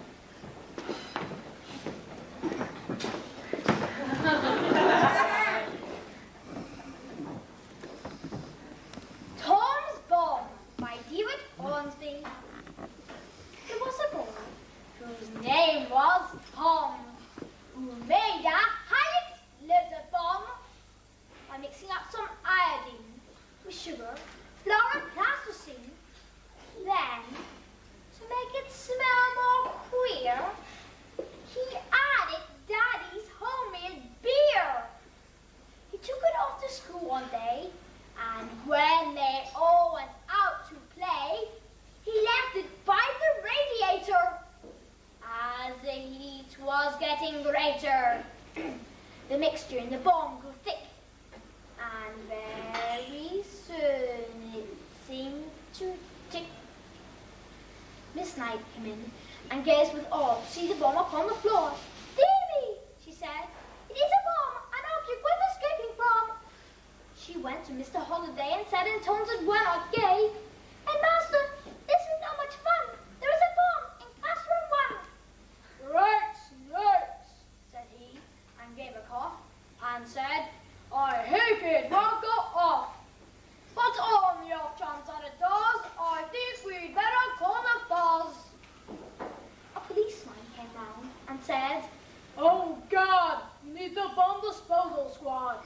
Some firemen, a doctor or two, a helicopter and its crew. And since I'm shaking in the legs, I'll pot off tea and hard-boiled eggs." A bomb disposal engineer said with every sign of fear, "I've not seen one like that before," and rushed out screaming through the door. Everyone became more worried, till Tom, who seemed to be unflurried, asked what was all the fuss about. "I'll pick it up and take it out." He tipped the contents down the drain, and peace and quiet reigned again. Tom just smiled and shook his head, and quietly to himself he said, "Excitement's what these people seek. I'll bring another one next week."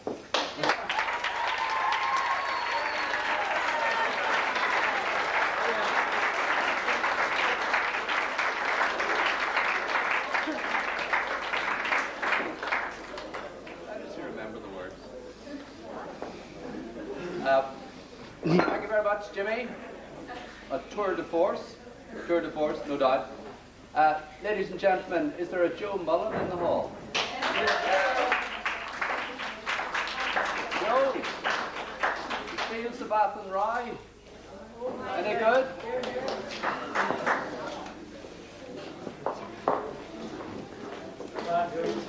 Thank you, Joe.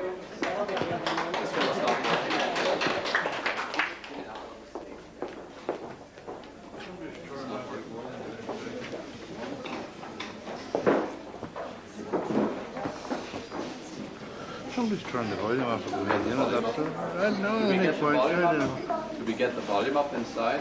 I don't know, maybe somebody could do. Um, No, I'm not like.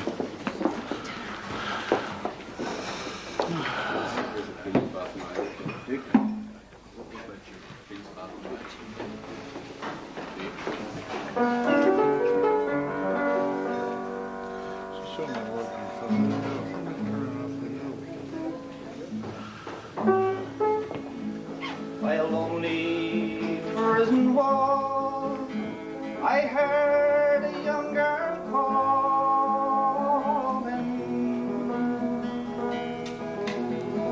Michael, they have taken you away,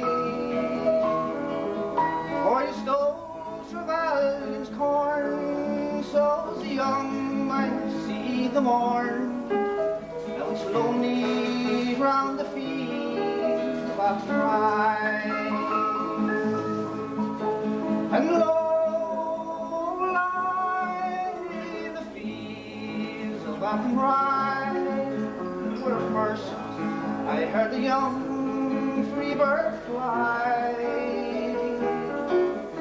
Our love was on the wing, there were dreams and songs to sing.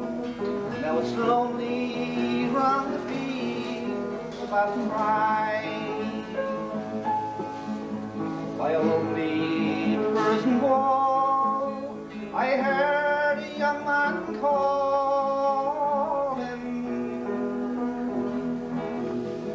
Nothing matters, Mary, when you're free.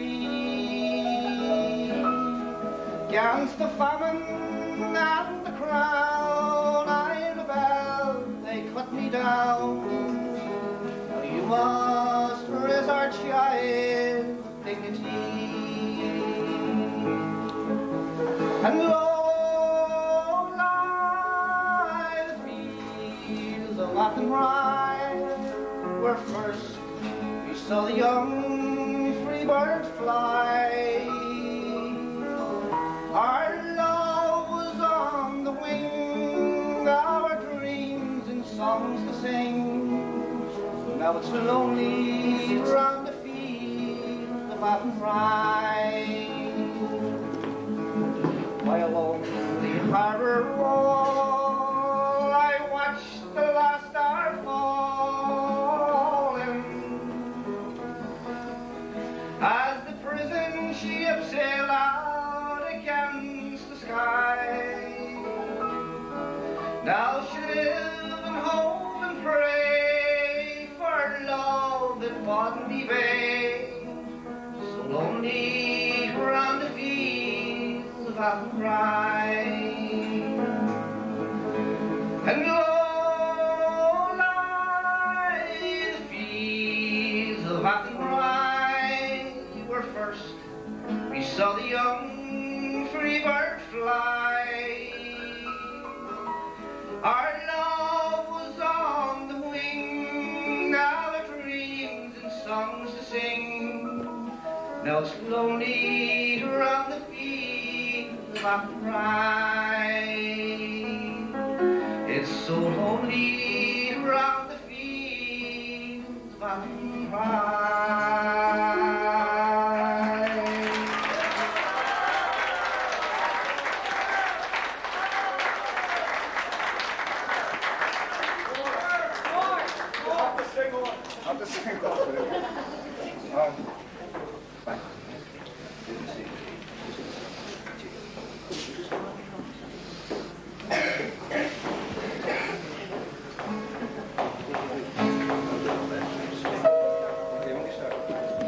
There's a storm across the valley, clouds are rolling in. The afternoon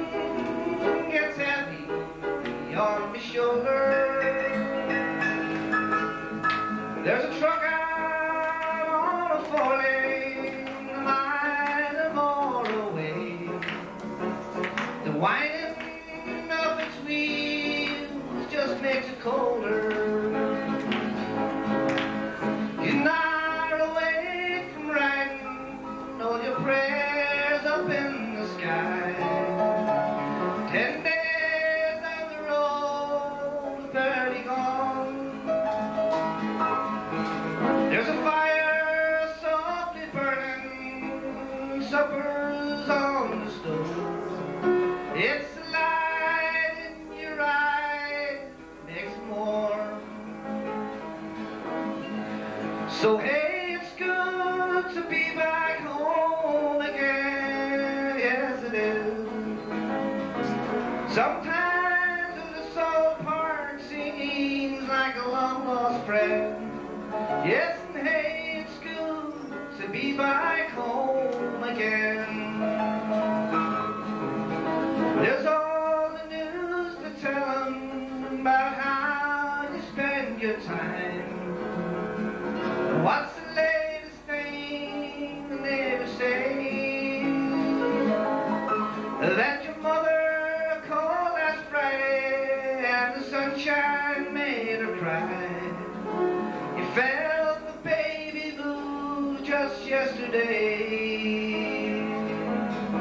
And hey, it's good to be back home again. Sometimes the Salt Park seems like a long lost friend. Yes, and hey, it's good to be back home again.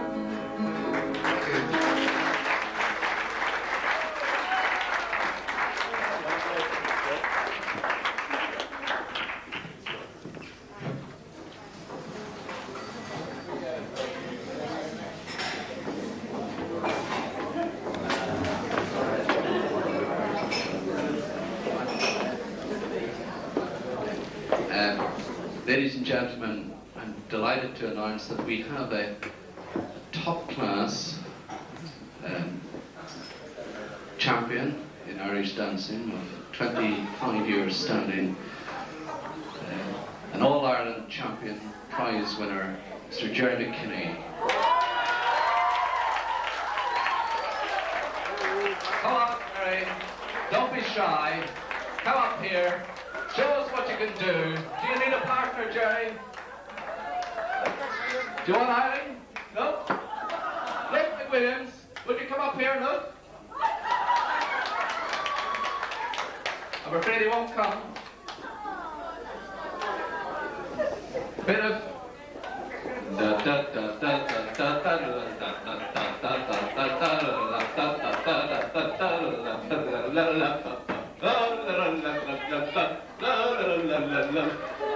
Oh, sorry.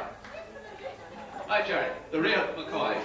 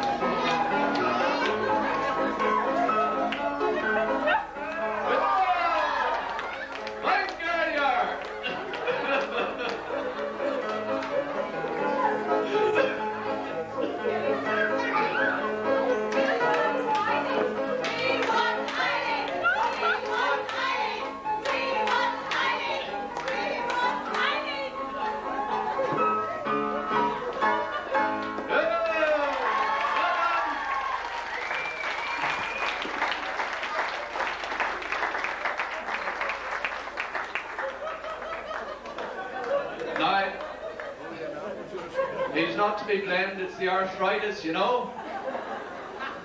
Thank you very much, Jerry, and Mrs. McWilliams, Mrs. Catherine McWilliams, thank you very much indeed for that impromptu.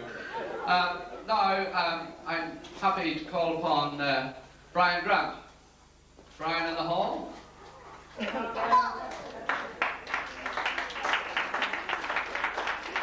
you like to give us a little rendition? And we come forward again.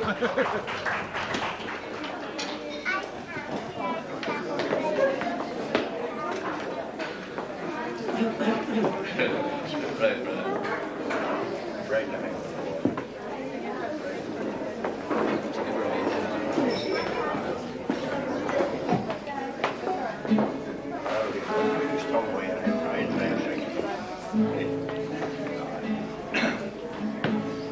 There's a bridle hanging on the wall. There's a saddle in an empty stall. No more she'll answer to my call, for her bride is hanging on the wall. There's a horseshoe nail above the door. It's the shoe that my old pony wore. There's a faded blanket in the hall, and that saddle hanging on the wall.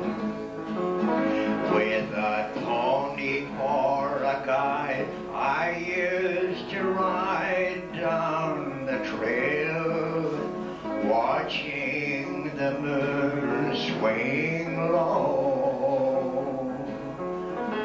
But now that faithful friend has found the end of that trail, she's gone to where good ponies go. But her bride is hanging on the wall, and her saddle's in an empty stall. You ask me why my teardrops fall. It's that saddle hanging on the wall.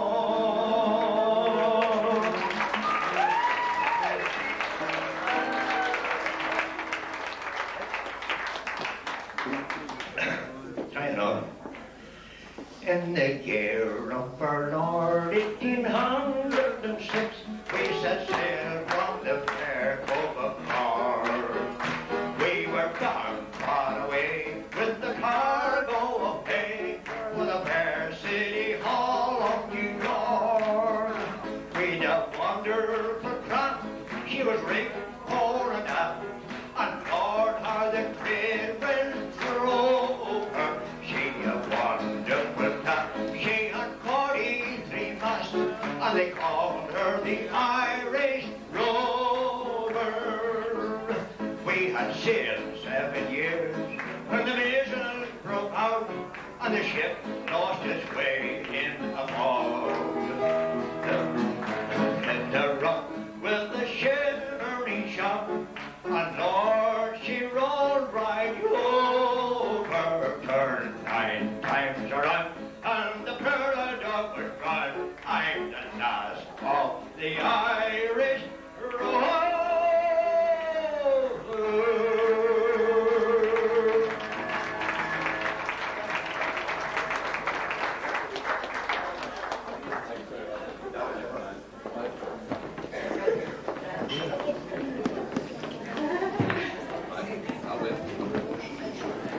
You want to sing? Want to sing?